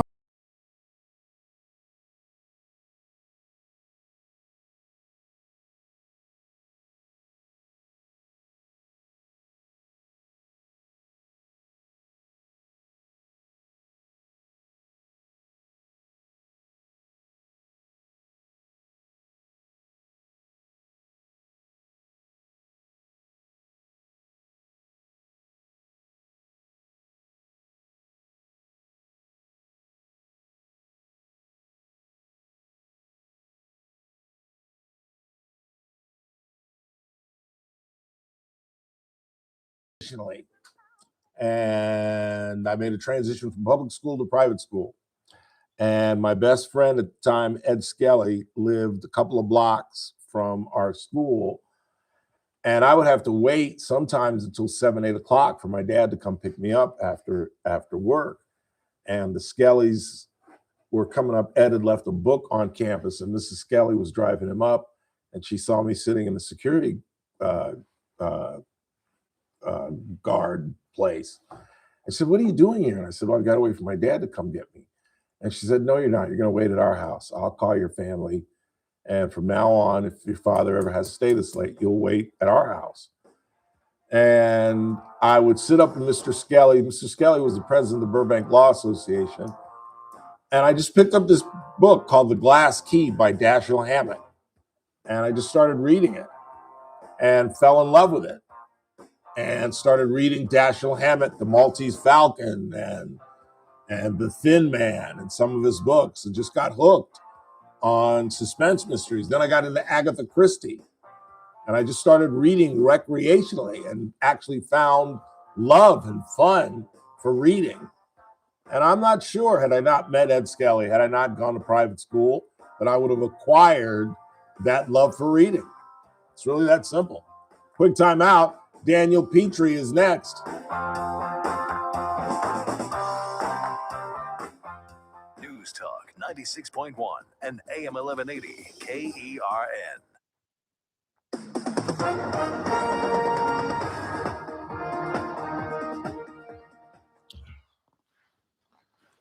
On Thursday, came to the rescue of Texas Republicans, allowing next year's elections to be held under the state's congressional redistricting plan favorable to the GOP Hey, and Siri. pushed by President Trump. Show me the Lakers By a schedule. lower court ruling that said the map likely discriminates on the basis of race. With conservative justices in the majority, the court acted on an emergency request from Texas for quick action because qualifying in the new districts had already begun, with primary elections in March. A man arrested by the FBI in its investigation into who placed pipe bombs in Washington before the January 6, 2021 riot at the U.S. Capitol has been charged with explosives offenses. More Lakers details at Raptors about tip SRNnews.com. off. News Talk Go out, 96.1 shouldn't it? and AM 1180 KERN. From the It's in, KERN newsroom, tomorrow. your live and local news update on News Talk 96.1 and AM 1180 KERN. I'm Chris Davis. The pilot that had to hit the eject button in a remote area of San Bernardino County Wednesday morning is expected to make it. The plane did not. The Thunderbird F-16C Fighting Falcon went down in a dry lake bed, says the Air Force.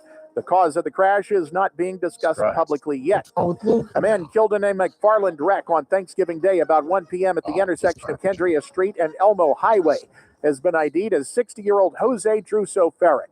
His vehicle was hit by another. If you have some extra steak, beef, or ribs, Calm, the California Living Museum, says you are welcome to bring that by their zoo on Alfred Harrell Highway, where their meat-eating animals would love to have it. I'm Chris Davis in the KERN newsroom with news every half hour or when it breaks on FM 96.1 and AM 1180 KERN. The annual enrollment period for Medicare is here. That means that it is time for you to select your Medicare plan for 2026. This annual enrollment period, choose a name you already trust. Select Current What's for Family dinner? Healthcare Medicare, DSNP. a new option for What did I people who have have both last night? I had Medicare something and good Medi-Cal. last night. What did I have For last over 29 years, Kern Oh, I Family did the Healthcare has Chinese been a food trusted across the name in street. Medi-Cal. I gave it one last Now, shot. we're here to support your Medicare journey too. Call 1-866-661-3767. Again, that's 1-866-661-3767. Or visit www.kernfamilyhealthcare.com/Medicare to learn more and enroll. Start your Medicare journey with local care you trust. Choose Kern Family Healthcare. Kern Family Healthcare Medicare is an HMO D-SNP plan with a Medicare contract and a contract with the California Medicaid program. Enrollment in Kern Family Healthcare Medicare HMO D-SNP depends on contract renewal. The chow mein is too greasy, so I had the fried rice, 6 to 9 a.m. garlic chicken. On the Friday edition of the First Look program, the Nutcracker's coming up, and we will have a ballerina. We always have ballerinas in the studio. Obviously, we'll do that. We will have news, we'll have traffic, we'll have weather. It's all happening 6 to 9 a.m. right here at News Talk 96.1 and AM 1180 KER. Welcome to the Arco. First Look with Scott Cox, 6 to 9 a.m. News Talk 96.1 and AM 1180. They really don't. KERN. Because I would Charlie love Kirk to Show, have, weekdays at 6 p.m. because they give on you News Talk Oh. 96.1 and AM 1180 KERN. Yeah. Now, back to the Ralph Bailey Show.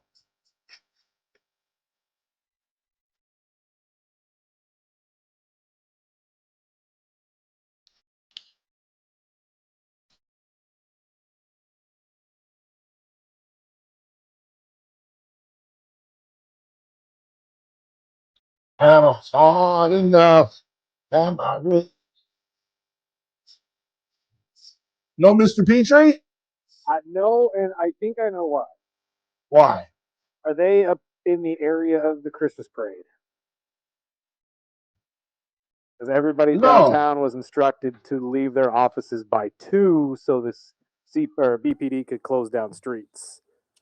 He's on the corner of 21st. They're not going down 21st. They're not going through Thought West. not, but I called twice and got no one. That's weird. Should I text him? I mean, if you would like to. If you would like to. Is that his call business back, number? Or his is that his business number? Or the his 395 number is usually the one I call. So that's the office number. right. Well, let's call him on his cell phone. See what happens. Why don't I have him? I should have You know what? him. I think I have it right here. Hold on. Hang on, I got him. DA Danny Hill. Here we go. Am I hot enough? You've reached the cell phone of Daniel T. Wow. Went straight to voicemail. I just called him. Chris, I just called him. Went straight to voicemail. I got a hold of him. The parade doesn't go through the middle of Westchester. I think some Westchester folks wish it would. And my house is going to be a zoo. They're going to be parked all in front of my apartment complex. And I forgot this thing is going on tonight. It is the 43rd annual Christmas parade. But it doesn't go that far doesn't go that far west. It's more downtown, just like the Veterans Parade. So he is on the road at the moment. So I told him we would just talk to him next week so he didn't have to pull over. All right. So his office wasn't closed? No, I think his office was closed. But again, I don't know where he is headed, but he is headed somewhere on the road. Okay. Well, that's fine. That's too bad. We haven't talked to him in 2 weeks. And I really want to know about these interest rates. I really, really did. I was kind of excited to talk to him. And in fact, I had Daniel Petrie notes today, which is a first. 842-5376, 842-KERN. Let's check the board in the meantime. What do you got? Let's see. Fentanyl is manufactured in labs in Mexico. Let's blow them up too. The precursor chemicals to manufacturing fentanyl are expensive and complicated to make, tightly regulated. These locations in Okay, China. all right. I don't want to hear your theory on fentanyl. What else you got? I haven't heard anyone mention the bridge and tunnel I've watched constructing under the canal at River Lakes Golf Course for more than 4 months for the bike path. Okay. I don't know what that's all about. Ooh. I really don't. But in the meantime, I'm looking for this some of my miscellaneous audio since we've got some time to spare. I don't know what to start with. Should I start with the Stephen A. Smith, or should I start with the pastor, or D.L. Hughley? Let's start with D.L. Hughley. Let's see if this. I'm about to show you D.L. Hughley's response Hughley. to Stephen A. Smith's criticisms of Jasmine Crockett. Baby, because these people, they are crazy, because they always talk about how Christian they is. Crockett chooses to express herself. I'm like, is that going to help your district in Texas? Two different audiences, Stephen A. and I. I have urban audiences primarily composed of 18 to 49, black people, 55% women, 45% black men. Whereas Stephen A. is inverse, mostly white males. And he works for ESPN. We serve different things. It isn't hard to understand why a man would think one way about a black powerful woman and another one would think another way. You see, I found this very interesting because this is what D.L. Hughley had to say about Lieutenant Governor Winsome Earl Sears while she was campaigning. I got a chance to watch the gubernatorial debate in Virginia between Abigail Spanberger and Winsome Earl Sears. And the first thing I thought is, I didn't know James Brown was trying to be governor of Virginia. And I know that candidate Sears knows something about discrimination, because it's fairly obvious that she discriminates against a hot cone. And this is exactly why I say this pro-black unity, us against them ideology, it's a facade. That's enough. I don't have to hear this guy give his thoughts on this. And that was pretty funny. Did you hear the jokes that he made? Or were you not paying attention? That he was bagging on Winnie Sears and how she's afraid of a hot comb because her hair is kind of crazy, and she kind of does, when she doesn't comb her hair correctly, she does kind of look like James Brown. But the point that he is making is that D.L. Hughley and other liberal African Americans will be quick to defend the cartoon character that is Jasmine Crockett. And you just heard her with her, and these people think that, but yet it's all right for him as an African American to attack Winnie Sears. Now, what is the difference, Mr. Burdick? Chris, what is the difference? I'm sorry, or Randy was talking to me. The difference is that she's a Republican and Jasmine Crockett is a Democrat. That's the only difference. It's okay if you're a black man and you attack a black Republican. But if you're a black man like Stephen Smith and you attack Jasmine Crockett, a black woman who is a Democrat, then all of a sudden you're an Uncle Tom. And I just thought that was a brilliant observation by this guy. And I thought I had one more piece of, here, listen to this. This is a pastor who is expounding on that idea. And once again, God is giving our women space. God's giving our women platform. But listen, when God gives you a platform, don't go hoochie. Don't go hoochie. Don't go ratchet. Don't go street. If God give you a platform. One of the most famous or infamous, depends on how you see it, women in society today is Jasmine Crockett. Elected to office, and look at how she talks. Look at what she's brought. Just hood language for a lady. A lady. And you know what she's doing? She's living down to all of the ugly stereotypes that they put out there about black women. Preach. Just after service, Google her and listen to the things that she has to say. She's a I have ratchet not bitch. sponsored one piece of legislation or anything like that. And all she does is just the cussing and all this stuff for ladies. Ratchet. Now the black community, She's from the they're project. mad at Stephen A. Smith because Stephen A. called out.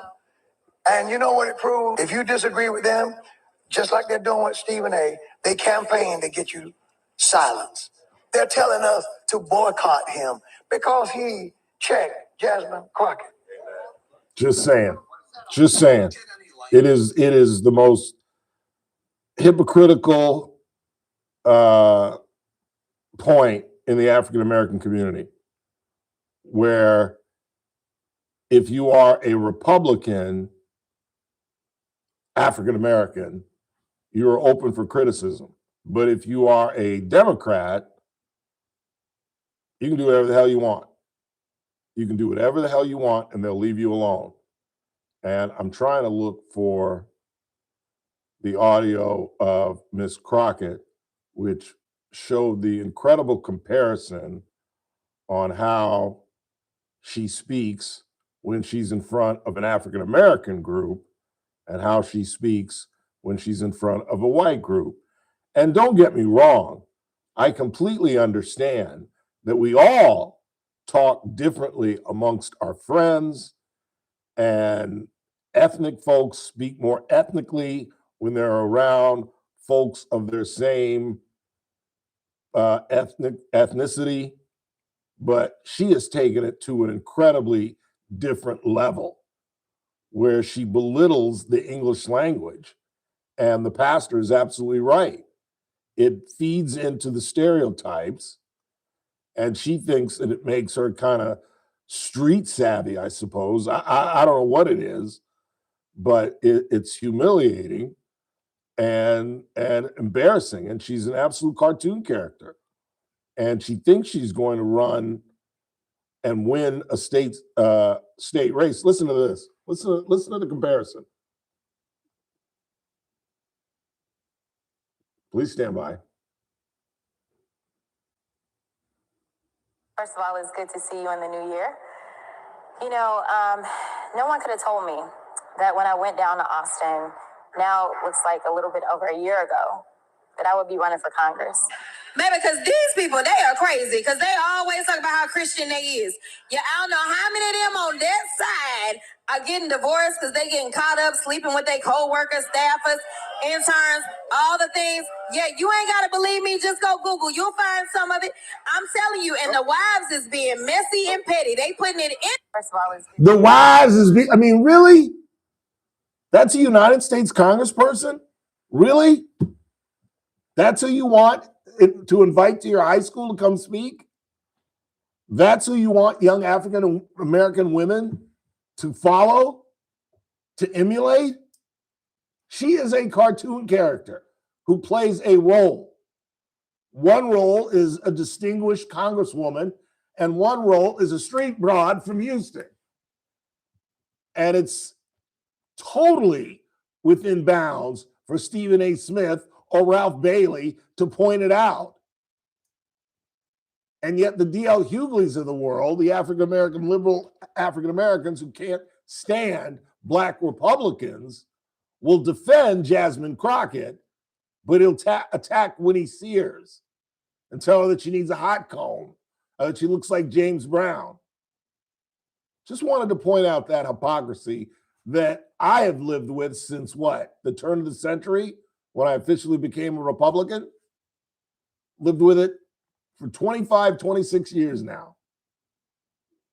And it's just, like I always say to cap this conversation, we are the only minority group on the planet that overwhelmingly, until Donald Trump came along, almost 90 to 95% vote for one party. No one does that. No one else on the planet does that. And we're the only ones who will self-criticize fellow African Americans because we're not lock in step with the majority of the African American community, politically speaking.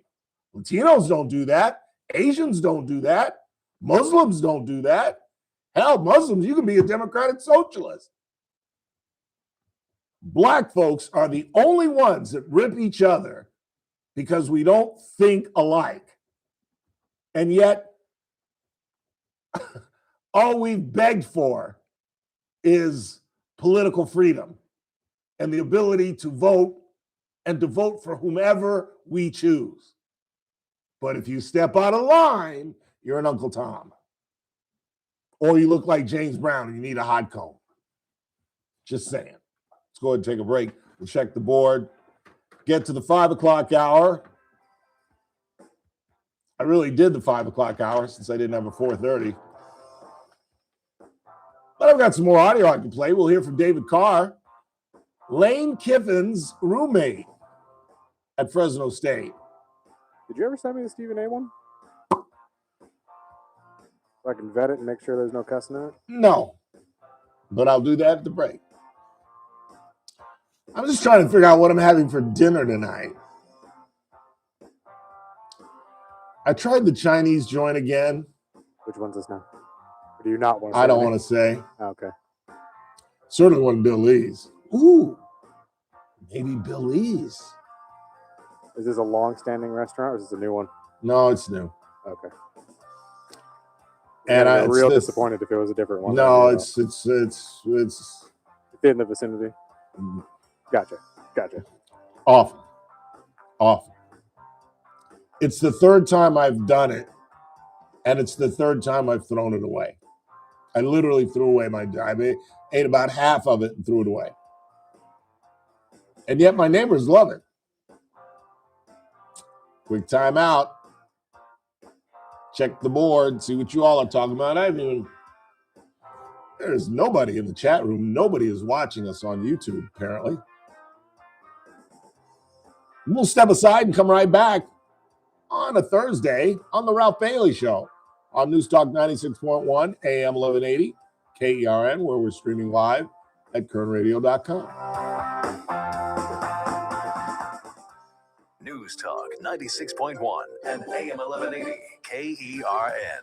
Friday edition Clay Travis Buck Sexton Show will break down the absolute latest on the DC pipe bomber revelations. For 5 years, people have been wondering what is going on there. We will give you the absolute latest and continued fallout from the allegations surrounding a boat strike of drug smugglers in Venezuela. What is the latest? We'll break it all down for you. It will be the Friday edition of Clay and Buck. Live That's 9 weird to that noon. he wouldn't News tell us. Talk 96.1 and Daniel? AM 1180 KERN. Attention, Medicare beneficiaries No, but I mean that here he in wouldn't Kern tell us he County. wasn't going to be You are here. eligible for Medicare and looking for a doctor who listens and cares about you with minimal wait times and prompt referral authorizations. It's time you learned about QualCare IPA. Oh, QualCare it's so IPA good. contracts with most Medicare Advantage health Oh, plans it's so and fucking provides good. I you was with watching it last access night. to a large network of outstanding He is doctors so and dirty. quality hospitals right here in Kern I County. mean, so Medicare dirty. Advantage health plans go beyond original I don't mean to Medicare ruin it, benefits coverage, and understanding these coverage differences may be confusing. He Call made us a today, big deal 661-554-4544. about paying for Biggie's funeral. Let us help you understand your health He care paid for it options with for Biggie's money. 2025. Call today, 661-554-4544. That's 661-554-4544. He found out he was going to pay for it. Get the information you need. Because you and the hear him talking coverage about we're going to have the you deserve. biggest. For accommodations Then he for got the persons bill. with special needs if needed. And he said, Call fuck it. They took Biggie's money and paid for it. 661-554-4544 TTY 711. Paid for your own funeral. The more you listen to your kids, the closer He you'll be. is dirty, So we ask dirty, kids, dirty. what do you want your parents to hear? I feel sometimes And there's just that so I'm not many listened to. characters. I would just want you to listen to I me mean, just more all the people that he came in evaluate contact situations with. with me and some of lead the me towards audio and success. video that they have. We're not adults, so just be there and like listen. I just want someone to react to, and I just feel like I'll be fine. Like if someone just I think they were hears me going. talk and I thought talk they were and going to a talk party and to talk see and him. talk and talk. You're doing a Yeah. really good job. And I don't think I tell you that enough. And I know sometimes we get into it. And it's just hard on both of us. But, try to understand me more. And I'll try to do the same. Listening is a form of love.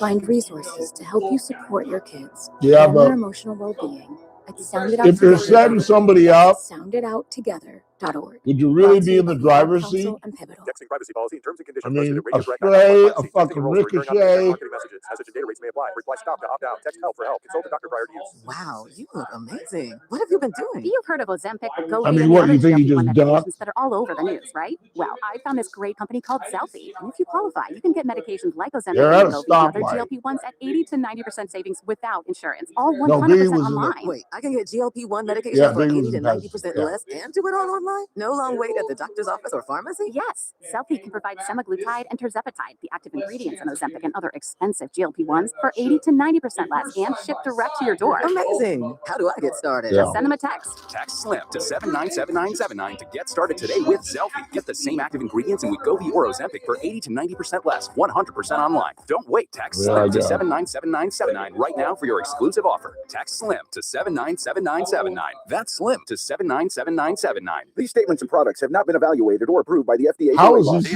this in Armstrong prison? and Getty Show, weekdays Yeah. noon to 2. Netflix on in News prison? Talk 96.1 and AM 1180 KERN. Now, I thought he back was to doing the it right. Ralph Bailey Show. I'm not.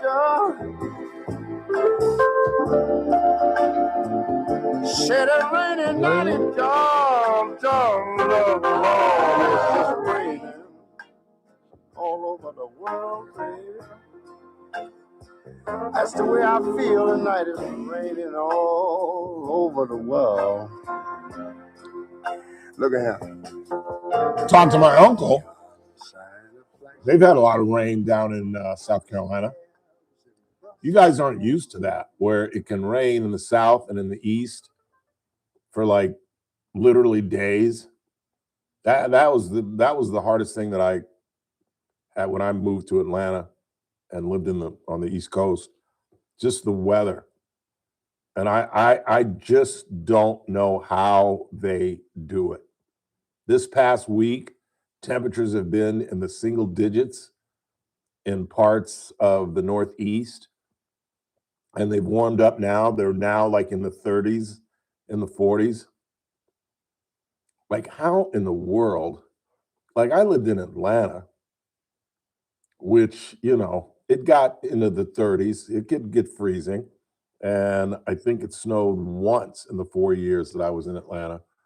But it's just a whole different way of life. You know what I'm saying? Like, if it takes you 30 minutes to get to work during the winter, you've got to leave the house.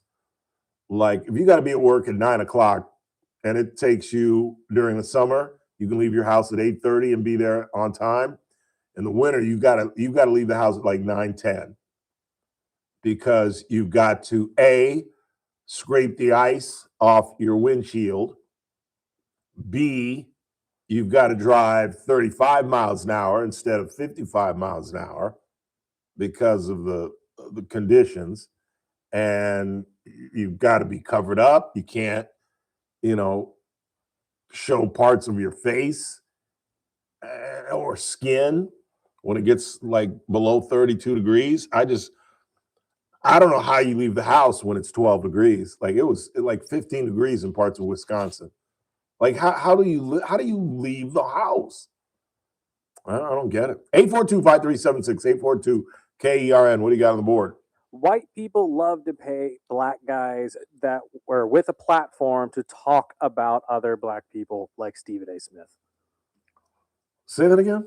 They're saying white people love to pay black people with a platform to talk smack about other black people like Stephen A. That's the dumbest thing I've ever heard. And you guys accuse me of looking at life through race lenses. Stephen A. Smith is paid to speak because he's controversial and he brings a lot of attention. He wasn't put on the air because he's got a reputation of blasting black people. That's Jason Whitlock, who's been famous for years. And I used to be a huge fan of Jason Whitlock. I remember coming back from Vegas and playing craps with him. I was all enamored and telling people I got to play with Jason Whitlock. And then slowly but surely, he started going on this attack on African Americans. But that's not what Stephen A. Smith's about. And that's not how he got his position. That is just a really dumb thing to say with absolutely no basis in fact or anything that you could point to. You have no idea who's putting up his podcast. See, you know what kind of money Stephen A. Smith is making? He doesn't need a producer. He doesn't need an executive producer. He can get that up on his feed by himself. You have absolutely no idea what you're talking about. But I guess that's what radio is all about. That allows you guys to express these completely idiotic theories that you just kind of cook up as you're having a cocktail at 4:55 in the afternoon. What else you got? Ralph, you support a president who recently called a female reporter piggy, so you're not really in a position to criticize a politician's cartoonish behavior. Why is that? Because I like Donald Trump as a president? Have I made any have I been at any point reluctant to criticize Donald Trump's behavior? Really? I'm not in a position? Are you kidding me? And the fact that come on, we're all adults. Put on your big boy pants. You're a Washington, D.C. reporter. And if being called piggy bothers you, you got issues. But Jasmine Crockett is a cartoon character, and she illustrates it every day. And if you want to support a woman who tried to imply that several men, including a Mormon, took money from a pedophile, when in fact it was a doctor from Manhasset, and that was responsible behavior. If you want to support that, you go right ahead. And I hope you make her the face of your party. I hope you elect her nominee for president. Let's see how it works out for you. One more, and let's get into the 5. I took your advice and ate at KC Steakhouse for the first time. Not sure if I go back for the amazing steaks or the fantastic waitresses. Outstanding. Always love to hear that. I'll pass that along to Cassie Biddle. And yes, there is an array of beautiful, young, smart women. It's got an incredible staff, and Chef Daniel is doing some amazing things. I had the New York that I cooked myself and a guest on Thanksgiving, and it went extremely well. A little rice pilaf, a little broccoli in a wok with some cheddar cheese. Did I tell you that? That I melted a little cheddar cheese and put it over the broccoli. That was a big winner, Jack. That was a big winner. It's really the only way I can eat broccoli, to be honest with you. Really? Yeah, I don't like it. Wow. I love me some broccoli. That's what I'm thinking Bill Lee's Steam it tonight. with a little bit of cheese on top, and I'm your guy. That's what I'm thinking Bill Lee's tonight. Beef and broccoli. Final hour of the broadcast. Don't go anywhere. This is AM 1180 KERN Green Acres. This is 96.1 FM Bakersfield. Online at KERNradio.com. News this hour from Town Hall. I'm Keith Peters in Washington. The U.S. Supreme Court allows Texas to use a new congressional district map drawn to favor Republicans. The divided court paused the lower court's ruling that the map likely discriminates against racial minorities by diluting voting power of Hispanic and Black Texans. That opinion, which replaces a temporary freeze on the ruling issued by Justice Samuel Alito on November 21st, keeps the map in place for the midterm elections as litigation over the boundaries continues. The High Court said the lower court's ruling was improper because it came too close to the election. Bill Alexander, Washington. A Navy admiral has told lawmakers that there was no kill-them-all order in a military strike against a boat off the waters of Venezuela. White House correspondent Greg Clugston reports. During a classified briefing on Capitol Hill, Admiral Mitch Bradley said that Defense Secretary Pete Hegseth gave no such order to kill any survivors after an initial attack against a suspected drug boat. GOP Senator Tom Cotton, who heads the Senate Intelligence Committee, defended the military strikes. But Congressman Adam Smith, the top Democrat on the House Armed Services Committee, watched video of the attack on survivors, calling it deeply, deeply concerning. He's demanding further investigation. Greg Clugston, Washington. The FBI has arrested a suspect 5 years after an unidentified person placed 2 pipe bombs outside the headquarters Ottawa has a hockey of team? the Republican and Democratic National What are parties they? in Washington. Agents arrested Brian J. Cole Jr., 30 of Woodbridge, Virginia, How on old are they? explosives charges. A mixed day on Wall Street as the Dow was down by 31 points, but the Nasdaq rose 51, with the S&P 500 advancing 7. More on these stories at townhall.com. They're 33 years old.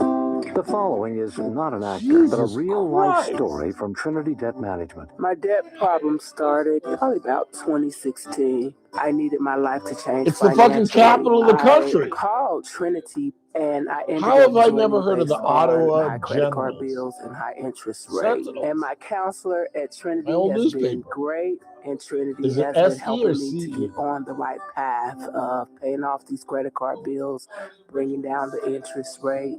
They have consolidated my bills into one low monthly payment. And now I am finally getting out of credit card debt.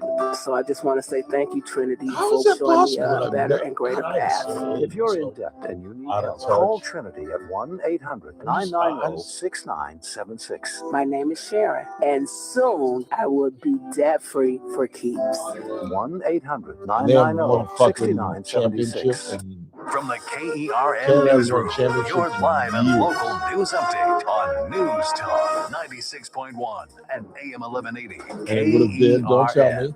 The killing happened right in front of their 15-year-old Not the son. Canadians. I'm Chris Davis. That's according to the probable cause documents in the case of the death of 37-year-old Anna Karen Robles that happened at a house on Tallulah Falls Court the day before Thanksgiving. The man accused is her husband, Manuel Leo Robles, and he has pleaded not guilty to murder and cruelty to a child. The documents say the 15-year-old son tried to stop the killing, but the father and mother, too, had been drinking, and in his rage, the father shot and killed her as she lay on the floor. Large cranes were being used this morning to try and get an 18-wheeler upright out on Highway 58 at Tower Line Road.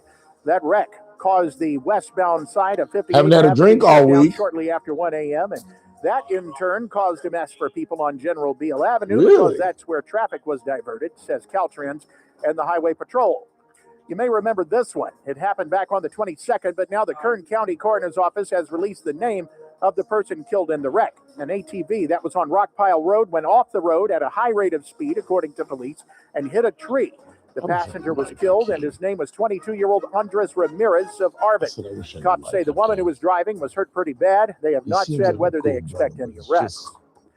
Here's the lowdown on the Bakersfield Christmas Parade. It's today from 6 to 8 p.m. and will be downtown. The route starts at 22nd and L, and it'll go up 21st past the Fox Theater. It ends at 20th and N.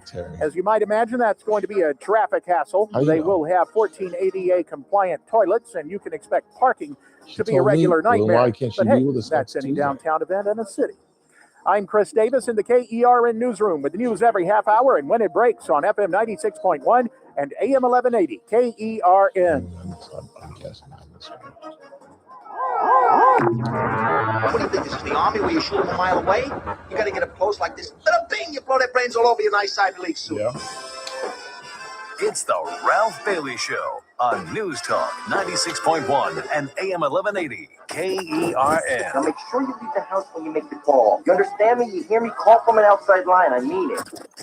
Call in or text to 661-842-KERN. That's 661-842-5376. Listen live at KERNradio.com. Now, the host you've been waiting all day for, live from the KERN studio. Here's Ralph Bailey. Final hour of the broadcast on this Thursday, 4th day of December. It's the Ralph Bailey Show on News Talk 96.1 at AM 1180 KERN, where we're streaming live at KERNradio.com. We still got lots to do. We're going to get some miscellaneous audio at the bottom of the hour. You'll hear from David Carr, local Stockdale boy. He and his brother Derek have moved up to Fresno. Meanwhile, the real star of the family, Coach Carr, is vying for a state championship. What is their schedule like? They play tomorrow here at home. I know that for a fact. And then Do we know against whom? I do not know whom, but I will look it up right now. I'm pretty sure it'll be on Max Preps. But it is explained to me if they win tomorrow, they go straight to a state championship game. Not sure exactly where that'll be played. And they moved up to Division I, and they won Division I. They won back-to-back division titles. And they're going to be very, very, very tough to beat. That's a really good football team. And Mr. Carr, the middle brother?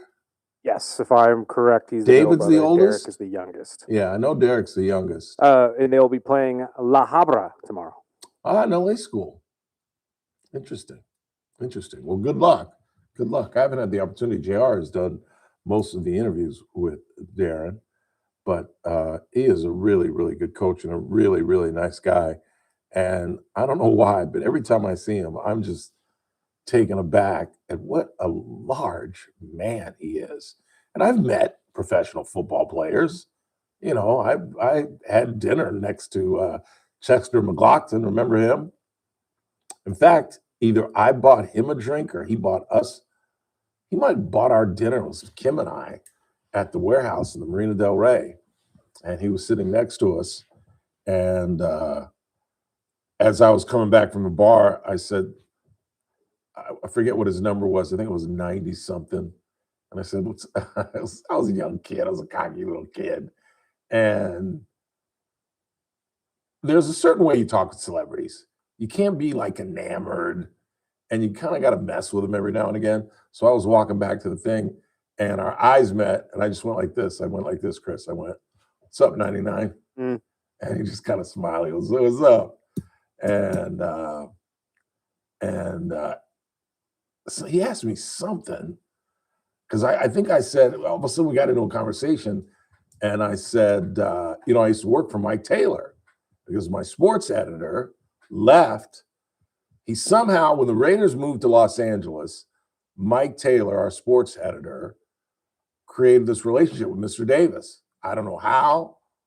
You know, the LA Sentinel was a weekly newspaper. It's much more prominent today, post Rodney King, post O.J. Simpson. In fact, they're not even located in South Central any longer. They've got a beautiful Danny Bakewell, who's a really well-known Black businessman in L.A., owns the paper now, and moved them into the Crenshaw Mall. They've got a really nice building and everything. And completely forgot where I was going with this.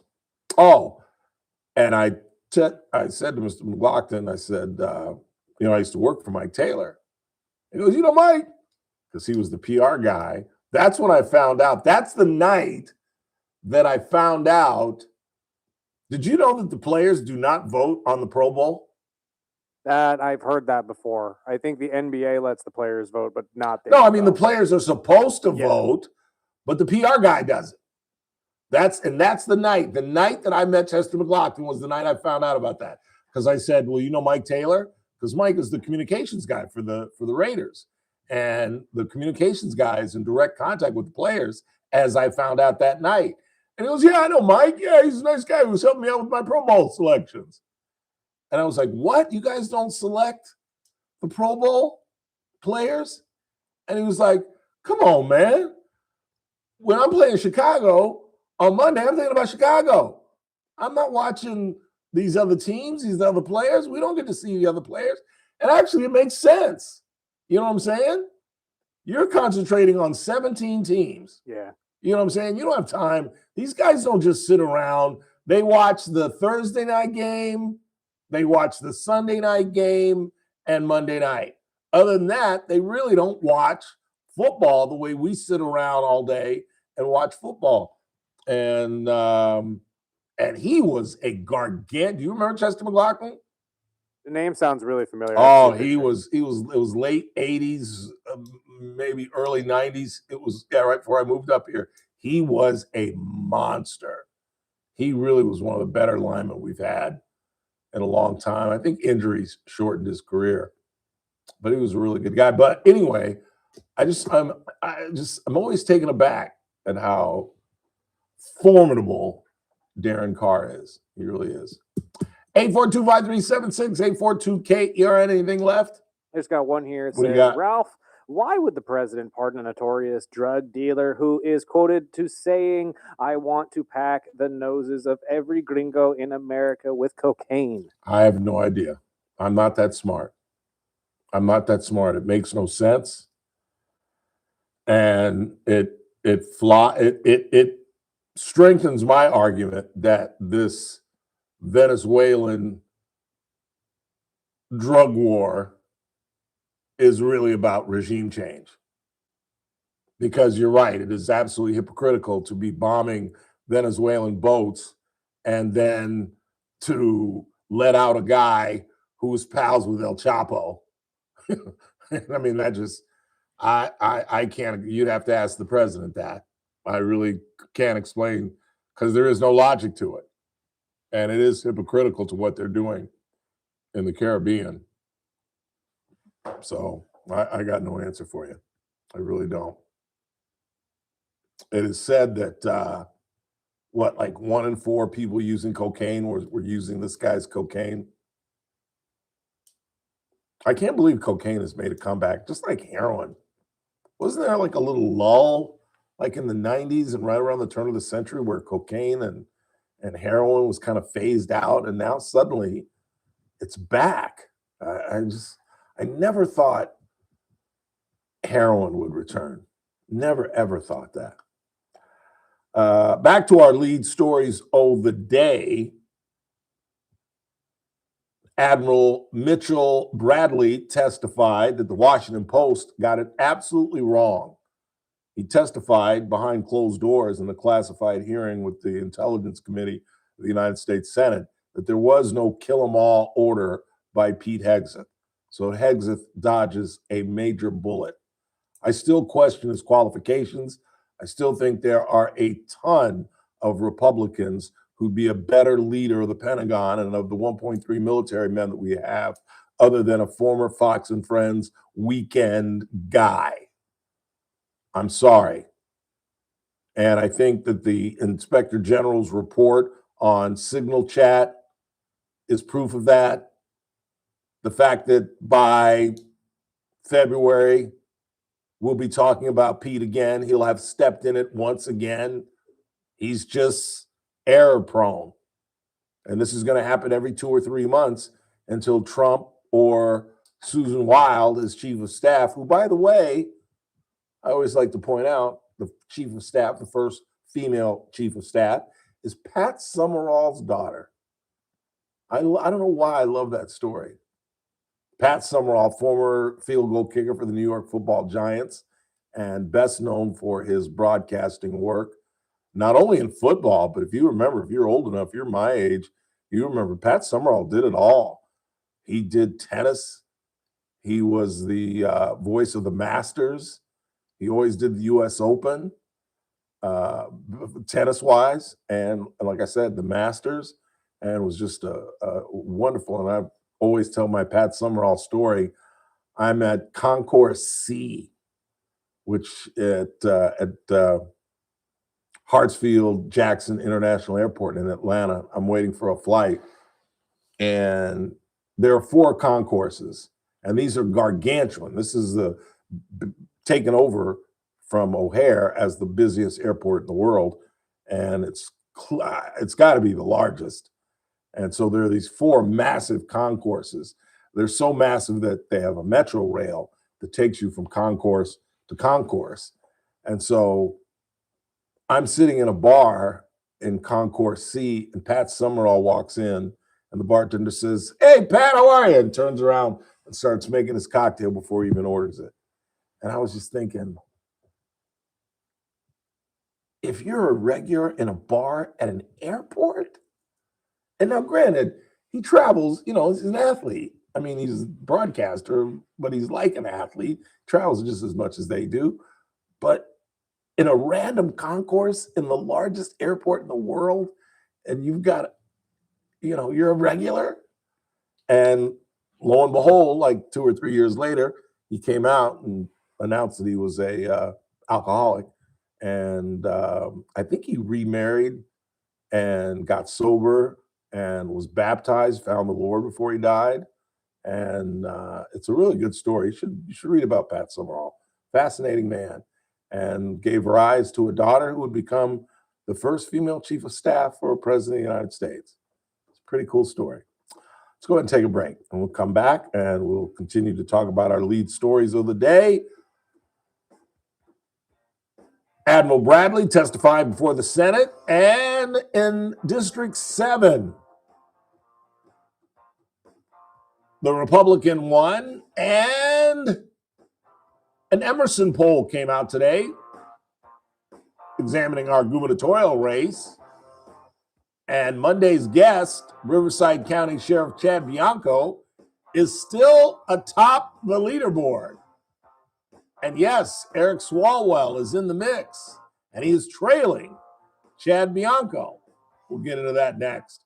It's the Ralph Bailey Show, right here on News Talk 96.1, AM 1180, KERN, where we're streaming live at kernradio.com. News Talk 96.1 and AM 1180 KERN. Friday's Armstrong and Getty show, I'm sure we'll know a lot about the January 6th pipe bomber who finally got arrested. Was he one of them or one of ours? And we'll all get all excited about it. And you remember those college kids who couldn't do math we all heard about? We can just laugh and say, boy, they're stupid. Or we can look at what that means for the way we're doing education in America. That and the news of the day on the next Armstrong and Getty show. Weekdays noon to 2 on News Talk 96.1 and AM 1180 KERN. The annual enrollment period for Medicare is here. That means that it is time for you to select your Medicare plan for 2026. This annual enrollment period, choose a name you already trust. Select Kern Family Healthcare Medicare, D-SNP, a new option for people who have both Medicare and Medi-Cal. For over 29 years, Kern Family Healthcare has been a trusted name in Medi-Cal. Now, we're here to support your Medicare journey too. Call 1-866-661-3767. Again, that's 1-866-661-3767. Or visit www.kernfamilyhealthcare.com/Medicare to learn more and enroll. Start your Medicare journey with local care you trust. Choose Kern Family Healthcare. Kern Family Healthcare Medicare is an HMO D-SNP plan with a Medicare contract and a contract with the California Medicaid program. Enrollment in Kern Family Healthcare Medicare HMO D-SNP depends on contract renewal. Does anyone feel like life is busier than ever, especially with the holidays? I'm a planner and try to think of it all, but what about the unexpected? Now, I've got that covered. My husband and I finally got life insurance with Select Quote, and I couldn't believe how easy and affordable it was. I'm 40 and got a $500,000 policy for $16 a month. My husband's also 40, and his $500,000 policy was only $18 a month. Plus, with Select Quote same-day coverage, there was no medical exam required, and we were covered by the time we hung up.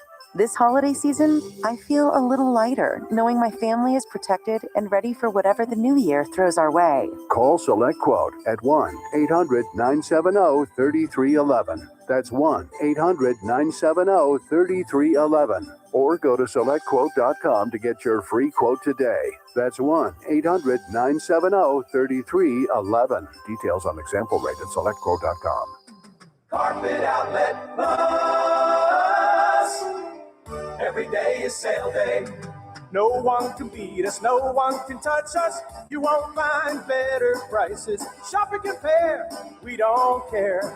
Take a look our way and come into Carpet Outlet Plus. Every day is sale day. Carpet Outlet Plus is celebrating 30 years in business by offering you no interest financing for 12 months. Head over to carpetoutletplus.com to apply now. You can get new waterproof flooring and comfy carpet in the bedrooms, all from one trusted place. Over 70,000 customers can't be wrong. It's probably been time to change your floors for a while, so call, click, or stop by today. Carpet Outlet Plus, 3.5 blocks west of 99 on Rosedale Highway. Carpet Outlet Plus. Every day is sale day.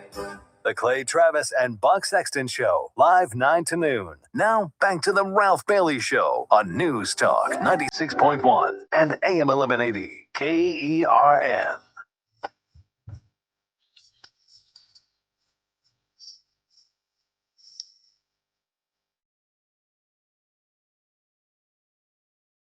KGT. Oh, I thought they said they lost. I'm reading the news over Chris's shoulders about Luigi Mangione. His hearing is continuing. But KGT dug into this Madison Williams situation. Do you know this woman, the DUI driver who drove her Mercedes into a house? Well, they've examined the transcript of her arrest, and it's rather fascinating reading if you haven't seen it.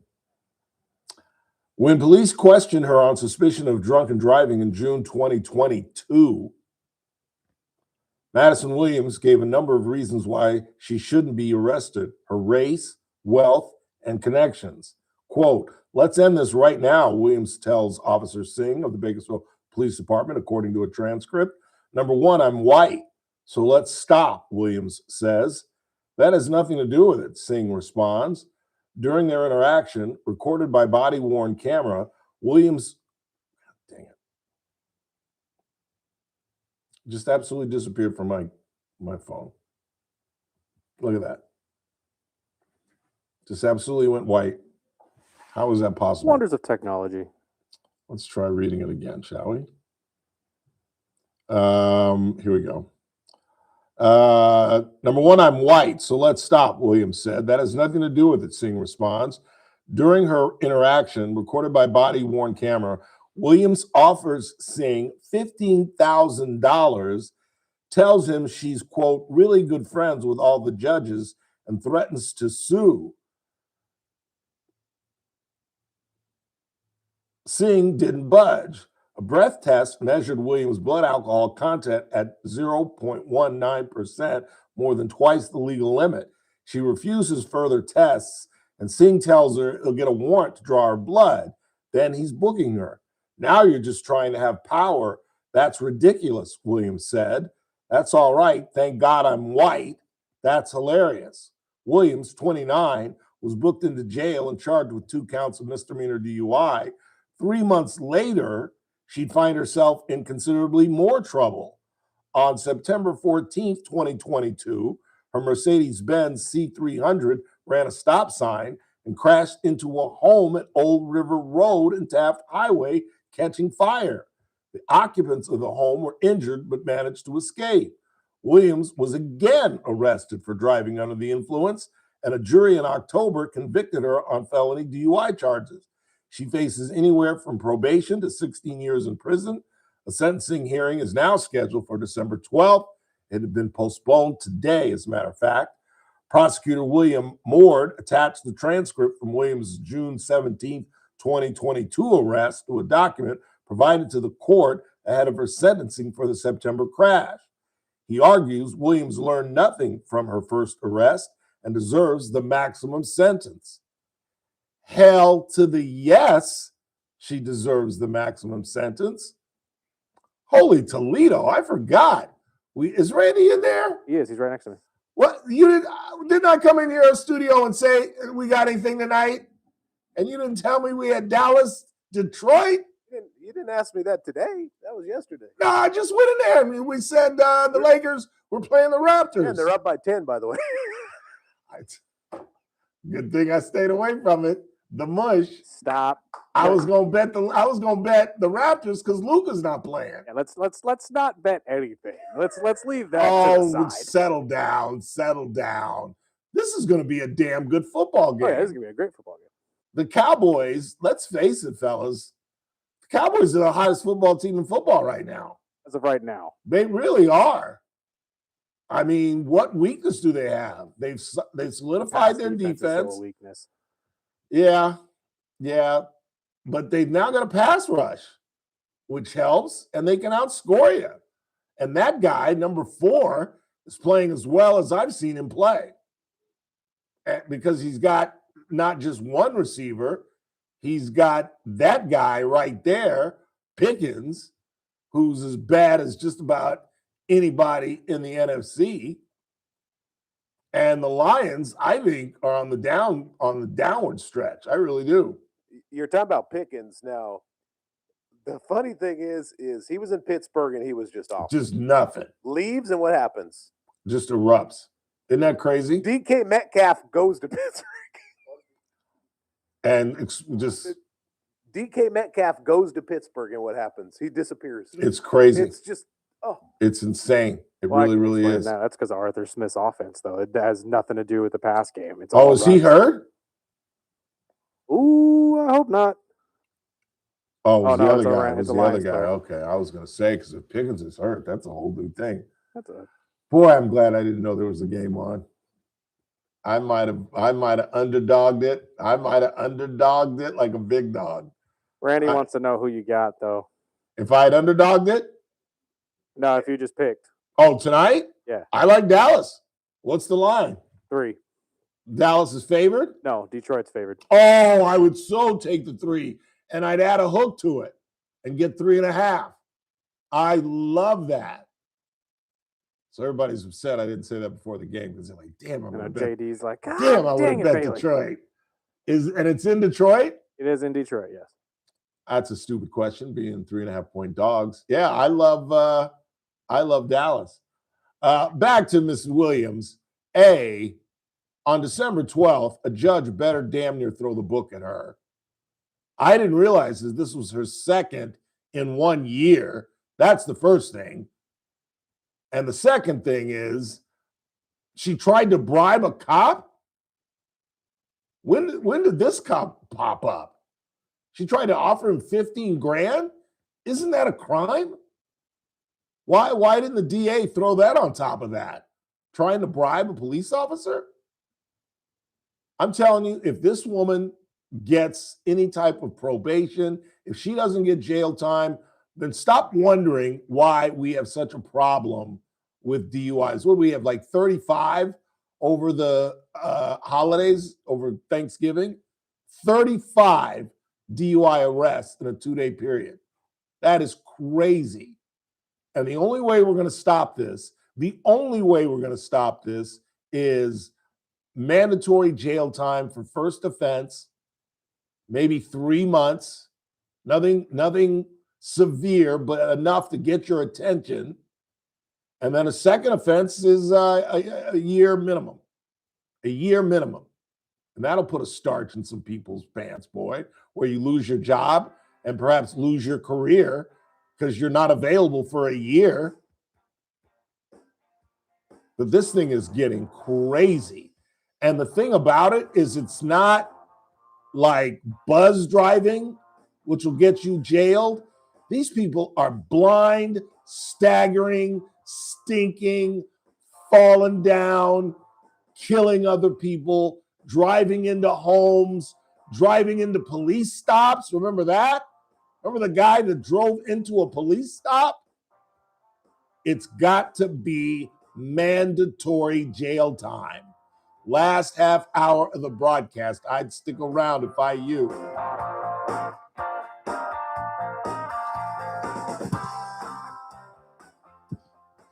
News Talk 96.1 and AM 1180 KERN. Yeah, I'm so lucky.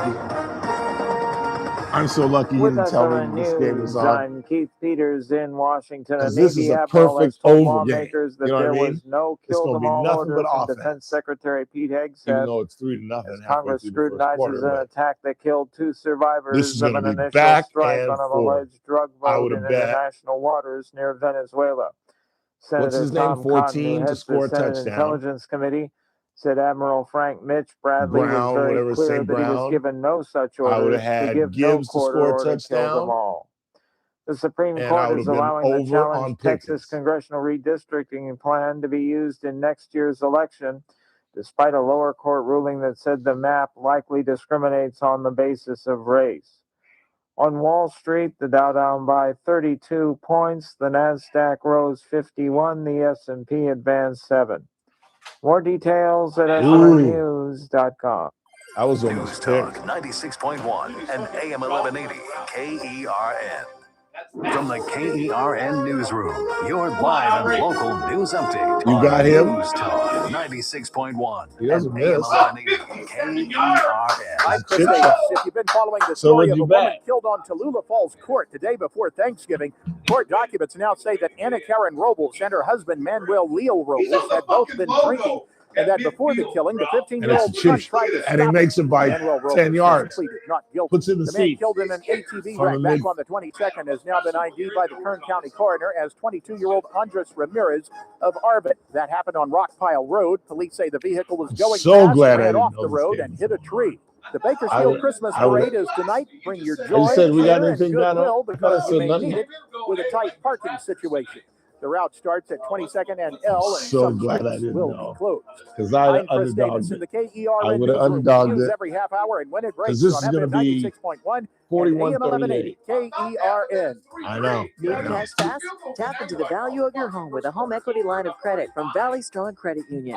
Whether it's for home improvements, debt consolidation, or Was that it dream really? vacation, you can get your cash offer in minutes. That's right, just minutes to unlock the power of your home's equity with I no still one like credit it. pull to see how much cash you can get. No I stress, still like no it. waiting. Just I smart still like local it. banking that puts you first. Grow your possibilities with Valley Strong Credit Union. Visit valleystrong.com to get started today. You've got your whole life ahead of you, so choose a Medicare plan you can count on.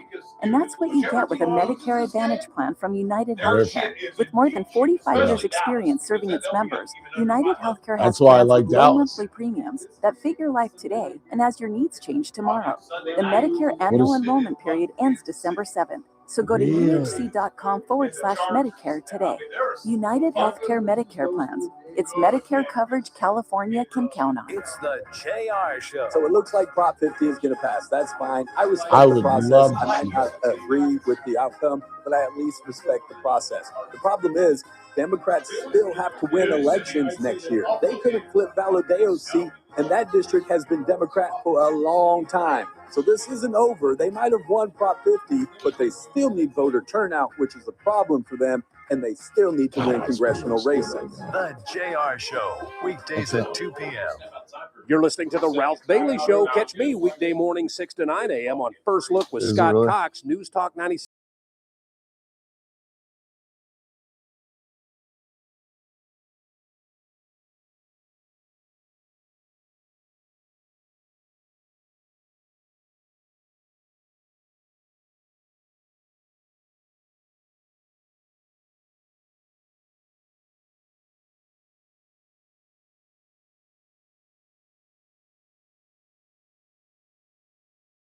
You should respond to. I got a couple here. Let's see. Hey, Ralph, have you read the outbreak of equine herpes? EQUINE? Equine? Equine herpes? EQ? Okay, affecting the rodeo finals in Vegas. Looks like they have horses getting herpes. Yeah, that's what equine means, horse. Really? How would a horse get a herpes? And no, I know nothing about horses. I'm not a horse guy. I like to bet on them. Don't like to ride them. One bit me on the knee once, and I've never forgiven them. Bit me right on the knee. Just turned around and bit me right on the knee. Scared the crap out of me. And then on the very same day, and I swear I think it was here in Bakersfield, my parents got a bug up their butt and took us to a dude ranch. And I don't know why. I've never really asked them, but I'm pretty sure it was in Bakersfield. I was like 10, 11 years old. And we spent the day, and you talk about miserable. You talk about a city kid who was out of his realm and just hated the dust and the dirt and the smell of the animals and the whole, did not have a good time. And the horse bit me. And then at one point, the horse just took off, and somebody on another horse had to run and chase and grab the reins for me and stop the horse. It was a horrible situation. But no, how would I know about equine herpes? What else you got? Just one more here. It says, Ralph, money talks and Williams might walk. Oh, this Madison broad? No way. There's no way. We should, if they let this girl go on probation after her second DUI inside of a year, after she tried to bribe a police officer, after she said things like, thank God I'm white, we're going to put that judge on blast. And I pray it's not anybody I know. But if that judge lets her go without any type of jail time, we're going to put them on super blast, where we'll have a segment a day where we'll mention the judge's name And we'll find out when they're up for re-election, and we will target that judge. And just highlight and just tell the truth. Just absolutely tell the truth and explain this is who this person is. Madison Williams put her car in a house, and because she has a ton of money, she probably got, well, I'm pretty sure I know who her attorney is, and they are examining the calibration of the blood sample, or I don't know what they're doing. But if she gets off, we're going to put that judge on blast. I guarantee you. What else you got? That's all we got. 842-5376 is our phone number, 842-KERN. The other big story of the day beyond Pete Hegseth dodging a bullet and putting the blame on Admiral Bradley, and then Admiral Bradley going before the Intelligence Committee and saying there was no kill them all order, as the Washington Post apparently incorrectly reported. You know, there are a lot of times where you're right and yet you're wrong, you know, and when you only have two sources, it's the two sources' word up against an admiral who has an impeccable reputation. And that's why even sometimes with two sources, some editors don't feel good about running with a story, particularly when it's their word against an admiral, a reputable admiral who has decades of honesty and upright character and making right moral decisions. And all of a sudden, even a guy like me, who, as you listeners know, was vociferously against this and supported the two sources, but when I weigh the two anonymous sources versus the word of Admiral Bradley, I'm going to bet on Admiral Bradley every single time. And I think that's the way you have to weigh these things. That's why once Tom Cotton came out and said that he felt that this was perfectly lawful and went against what the Democrats are saying, it's the most awful thing I've ever seen in my life. Jim Hines made this hyperbolic statement. In fact, let's play the Jim Hines audio real quick. This is the senator out of the state of Connecticut. Listen to what he had to say. But what I saw in that room was one of the most troubling things I've seen in my time in public service. You have two individuals in clear distress, without any means of locomotion, with a destroyed vessel, who were killed by the United States. Any American who sees the video that I saw will see the United States military attacking shipwrecked sailors. All right. That's easy for him to say because he knows the public's never going to see it. I believe it's been deemed classified, so it's easy for him to say, well, if Ralph Bailey saw this, he would agree with me. Yeah, because he knows I'm not going to see it. A. B. You're calling an admiral in the United States Navy a liar, and I'm just not going to go there. I'm going to give Admiral Bradley the benefit of the doubt every single time. 842-5376, 842-KERN. Man, if she gets probation, I didn't think that was at all possible. I'm looking at my notes now and seeing this and hearing you guys think that she might, Madison Williams might get probation. That is frightening. In the meantime, I promised you some audio from the car. I don't know. Do you know what they call it? I don't. I've been trying to figure out the name of the podcast for a while now, but I have no idea what it's called. Well, maybe it'll say in this audio. Here are the brothers Carr, Derek, and David. It's called the Homegrown Podcast. Is that what it's called? Yes. This is kind of long, but I feel like I should be owed some of the fictional contract that he doesn't know anything about. 100%. You know, because I pushed him out of that third quarterback spot. Yes. And then he became the fifth quarterback. So what happened was here comes this freshman from Stockdale High School. Yeah, here he comes. You're whipping the ball all over the field. Throwing it around. Don't even know what you're doing. Teddy's like, this kid's pretty good. This kid. He said, you're going to be a draft pick. Lane's taking 3 steps trying to throw 15-yard comebacks and half rolling because his arm is weak as sauce. Yes. Weak sauce. But hey, he knew the game now. Lane knew the game. So long story short, for a couple days, now I'm getting the 13 reps. And I came in as the 5th. And Lane's no longer. Lane came out, didn't have pads on. He's your roommate, though. He didn't have pads on. He claims he only didn't have a knee brace on. That man came out in civvies. And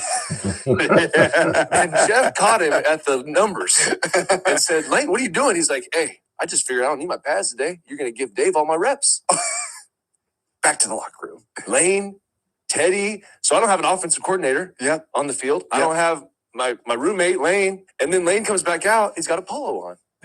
Same day. Wide receiver coach. That's how the coaching started. And so I feel like if I would not have pushed him out of that 3rd spot, he'd still be playing 100% quarterback in the CFL. The dominoes that fell. That's right.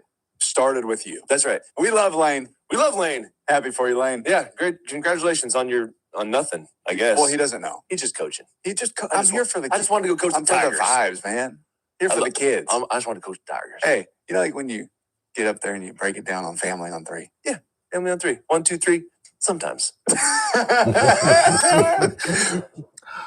That is funny. Yeah, Homegrown with Derek and David Carr, and it appears every Thursday. That's funny. So his point is, had Lane Kiffin been more competitive and had David, the Stockdale kid, not pushed him out of the 3rd spot and getting absolutely no reps, he would have never become a coach. What made him become a coach was that he wasn't getting any reps, and he became the wide receiver coach at Fresno State, and that started a whole new lane for him. Yeah, but okay, I get his point, but to think that Monty Kiffin's son would never have gotten into coaching, come on now. If you don't know, Lane Kiffin's father, Monty Kiffin, was a longtime veteran defensive coordinator throughout the league. He was a college head coach. I don't think he might have sniffed a head coaching job at one point, I think. But he's best known as a defensive coordinator, particularly for the 49ers. But I think he did like one stint somewhere.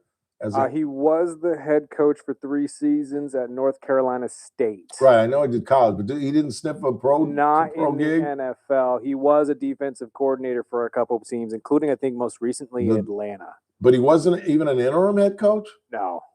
I thought he sniffed it for a bit. No, they give him credit, obviously, for the Tampa 2 defense and stuff like that, but I don't see anything in here that says he was a head coach or an interim head coach. I think the funniest thing is them talking about the fact that he had no arm, that he couldn't throw 15-yard outs. That is hilarious. That's a pretty good podcast. It really is. I've given up on the Kelceys. I really have. It's really died down. It really has. Although they had George Clooney on recently. I'm going to watch that one this weekend at some point. I'm sorry, the most recent one that Monty was in was Florida Atlantic. That's why I thought it was that. But yeah. Yeah, he was a great coach. He was a defensive genius. He truly was. Let's go ahead and take our final break of the night. Tomorrow's a Friday. I'm all excited. Rick Bentley will be here along with. So you got to get some oboe music. Oboe? Yeah. You know that snake. Oh. That snake kind of oboe music or flute. No, is it flute? That's a Maybe flute, it is a flute. Oboe. But yeah, I get what you mean though. The Middle Yeah, Eastern. an oboe. Yeah, oboe is a little deeper. I think so. Yeah. It's more of a flute or clarinet, maybe. No, clarinet's that's kind of a horn. No, it's a flute, I guess. Feel free to tighten this up. I know nothing. Or is it a clarinet? It might be a clarinet. I think it's a clarinet. I know nothing of wind-based. Of the horn? Yeah. So. But Mark Langell is going to join us. The Dodger historian is going to be on the program tomorrow. We haven't talked to him since Game 7. I cannot wait. It's best to talk to Mark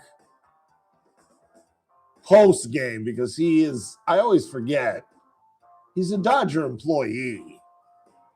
He's not going to criticize the ball club. He's not going to give us like the inner dirt. but he can give us some facts and figures and Dodger history and give us his thoughts on, is this the best Dodger team of all time? It's clearly the most talented. I know you're rolling your eyes. Duh, Ralph. It's clearly the most talented. I think you'd have to go back to the Yankees with Ruth Gehrig, and was there a third Hall of Famer on that Murderers Row lineup? I don't think so. Lazzari wasn't a Hall of Famer. Tony Lazzari? Hey, Siri, was Tony Lazzari in the Hall of Fame? Yes, he was. He was a Hall of Famer. So, yeah, you got to go back to like the 27 Yankees to find a club that has 3 Hall of Famers in their top 4 lineup. I'm actually looking. Murderers Row had 6. They had 6 Hall of Famers? Babe Ruth, Lou Gehrig, Earl Combs, Tony Lazzari, Waite Hoyt, Herb Pennock. Wow. I didn't know Pennock made it. Pennock, or however you pronounce it. Pennock, I think. Pennock, I don't know. Well, let's see. Can we squeeze anybody else? I guess you got to throw Kershaw in there. Oh, he's got to be on there. So that's 4. Mookie, Freddie, I think have a good shot. What do you mean good shot? Well, you never know. Good shot. These days. You don't know. You never know. Mookie and Fred could die on a plane tonight, and they'd be first ballot Hall of Famers. Have you gone crazy? We got the 3. We got Kershaw. Go ahead, duh. Maybe Yamamoto? I got to see more. I got to see more than just one. Certainly not. We'll talk about it when we come back. Can we find 6 Hall of Famers on this Dodger club? We'll do it next. News Talk 96.1 and AM 1180 KERN. Start your day right. First Look with Scott Cox, 6 to 9 a.m. On the Friday edition of the First Look program, the Nutcracker's coming up, and we will have a ballerina. We always have ballerinas in the studio. Obviously, we'll do that. We will have news, we'll have traffic, we'll have weather. It's all happening 6 to 9 a.m. right here at News Talk 96.1 and AM 1180 KERN. First Look with Scott Cox, 6 to 9 a.m. News Talk 96.1 and AM 1180 KERN. Bear Mountain Sports wishes you a happy holiday season. Come shop the final days of the Bear Mountain Sports moving sale. They have tons Hall of of ammo, Fame? hunting and fishing accessories, plus lots of hard-to-find merchandise. Clear out prices at up to 90% off. And knives, books, and holsters deeply discounted. Wow. One of the best gifts That's you can what I buy was is gonna say. security. Bear Mountain Sports He's is got a the shot. Less Lethal headquarters. Shop their full selection of less lethal, legal to carry products. From Because Will pistols that Smith's shoot not gonna make it. projectiles He's at not up to the most 400 feet per dominant second to the catcher of his rifle era. versions. He The just Bear made has what, made some second- staffing changes his to second serve you All-Star better. team? Come see them soon at their new location in the Pioneer Plaza at Morning Drive in Pioneer. But for now, it's the Bear Mountain Sports Big Movie really Sale. think so? Going on right now at Weepatch Highway and But he Highway was on. He 58. was For more plumbing. info, call 366-AMMO. We'll see you at the Bear.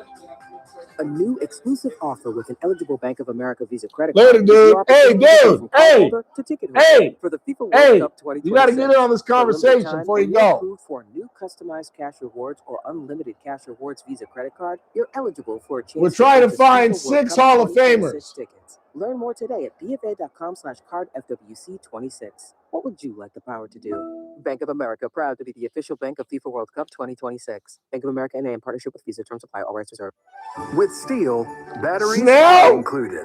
This holiday season, give a gift that's ready to go right out of the box. For everything from cleaning up the yard Maybe to Will cutting up Smith? firewood, Steel tools check off the wish list. Maybe and knock Yamamoto? off the to-do list. And right now, Yamamoto, buy select maybe? battery tool sets and get a free extra battery. Visit SteelUSA.com for holiday deals and gift ideas. Happy holidays from Steel.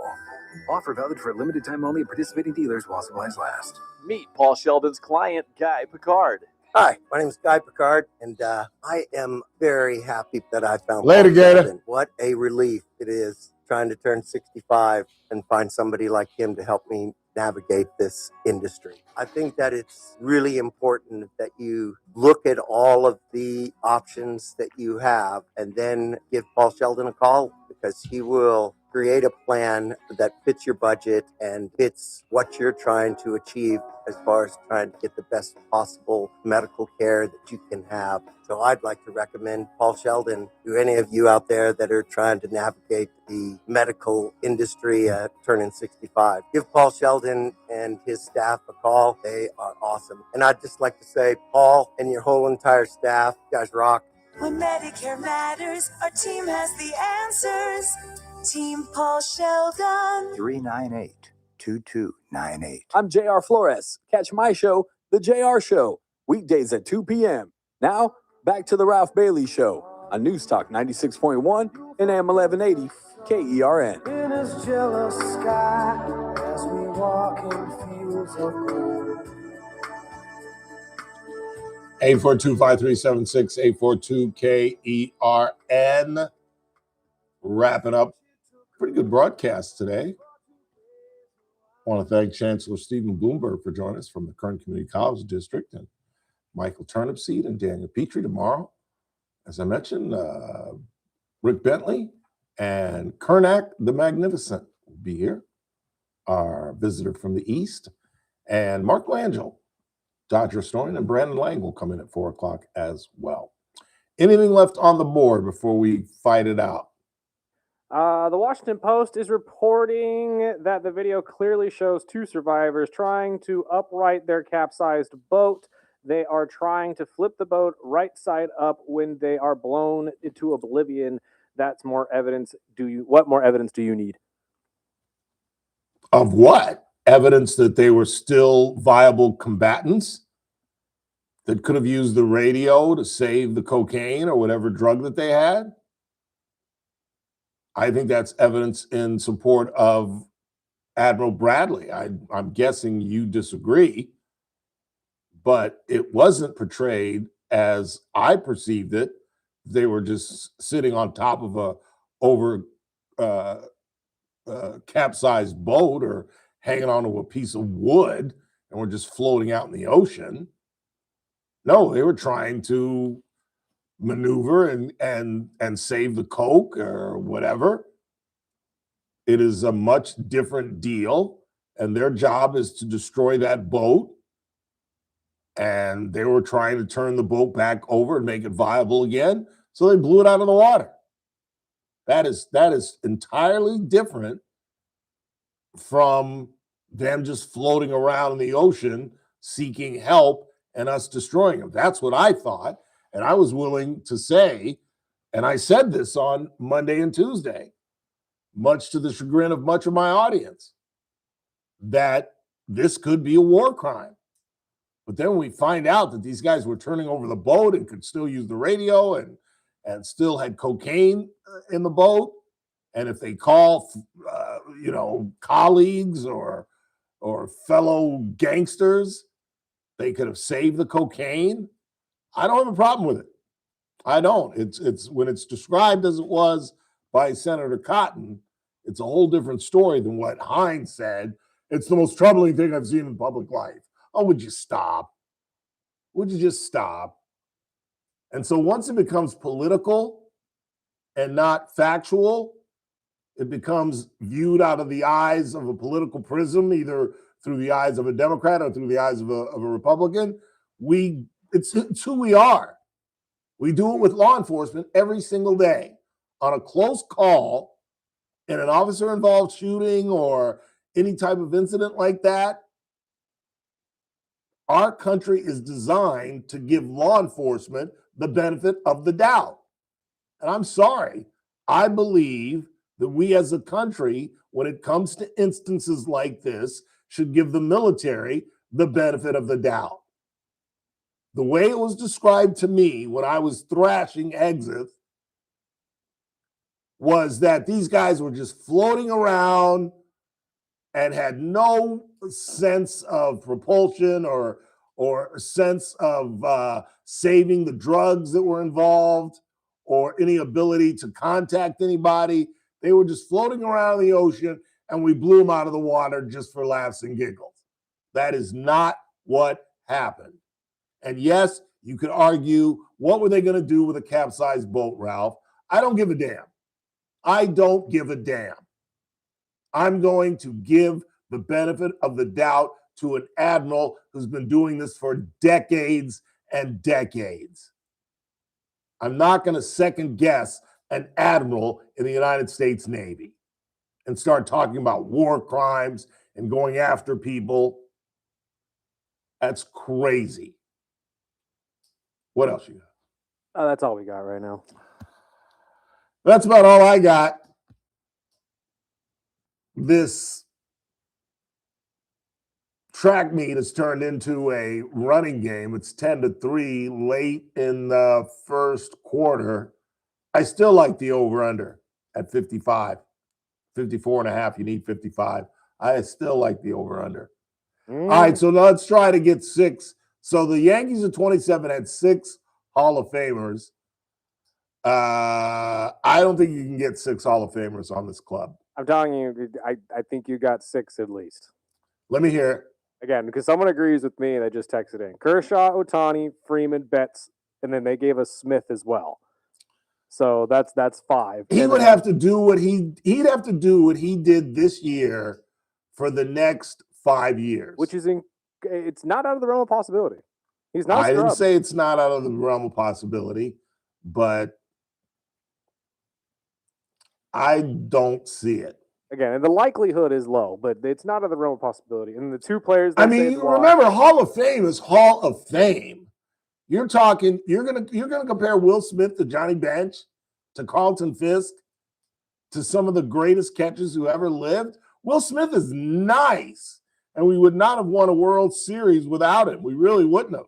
In fact, that's why we got into that slump, is when he hurt his wrist, because he couldn't back up rushing. No, he couldn't back up in the lineup. He couldn't back up. Who was he hitting? Like 5th? Yeah, he was behind 4 or 5. Teo. So he was either Teo or Freddie. Yeah, and they would just pitch around him. But he's not a dominant catcher. And who's your other one? Snell? Well, they say players to watch is Snell and Yamamoto. I personally think Snell gets in. We're talking about pitchers 10 years into his career. Every time he's played for a team, he's the best pitcher they have. He's gotten to multiple World Series. He's only won 1 with you so far. But, I mean, he's one of the most dominant pitchers in baseball.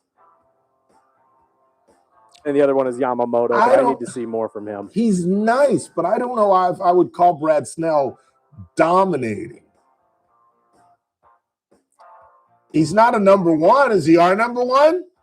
He went 21-5 with the Tampa Bay Rays one year. Was he the number 1 in Tampa? Yes. Was he the number 1 in San Diego? Number 1 over your current number 1, Glasnow. Well, Glasnow sucks. For Chris, I'm Ralph. That's what's really going on. We'll wrap to you tomorrow.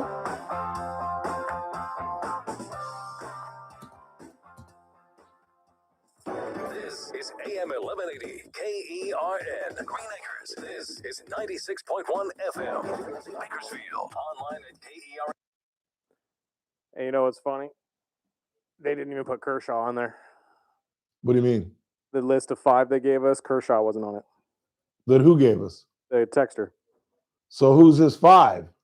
The 5 he gave us were the 5 I gave you. Snell Mookie, and Freddie, Will. Shohei. Oh, no, wait. Was he on there? He had to have been on there. No, he put Betts and he. Oh, no, he does have Kershaw on there. I'm sorry. Yeah, we have to have though. All right. Whenever you're ready.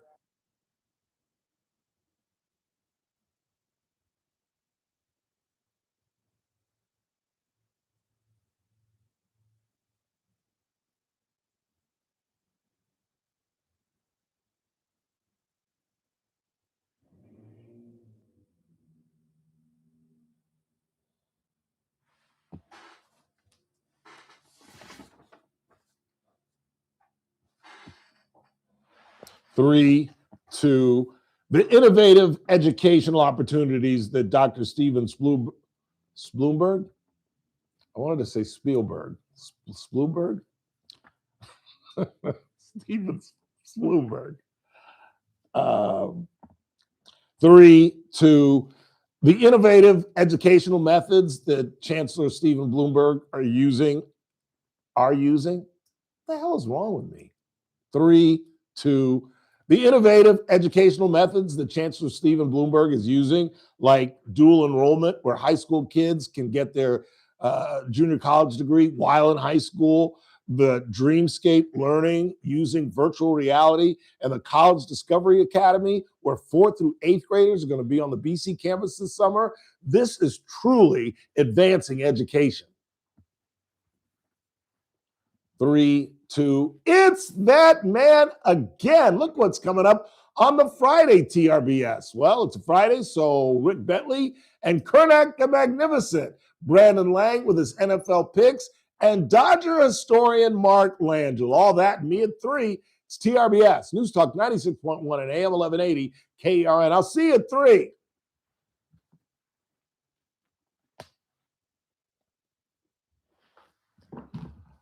Buzz, buzz, buzz, buzz.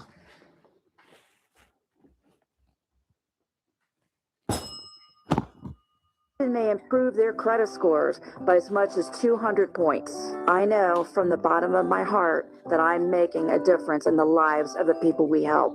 It just makes me really happy. If credit card debt has you down, call Trinity at 1-800-990-6976. My name is Julie, and I'm a Trinity counselor. Call me and become debt-free for keeps. 1-800-990-6976. From the KERN Newsroom, your live and local news update on News See you guys. Talk 96.1 and AM 1180. See you tomorrow. We got a great show tomorrow. The killing happened Dodger right in front of their historian Rick 15-year-old Bentley and, son. Brandon Lang. We'll I'm see you Chris tomorrow. Davis. That's according to the probable cause documents in the case of the death of 37-year-old Anna Karen Robles that happened at a house on Tallulah Falls Court the day before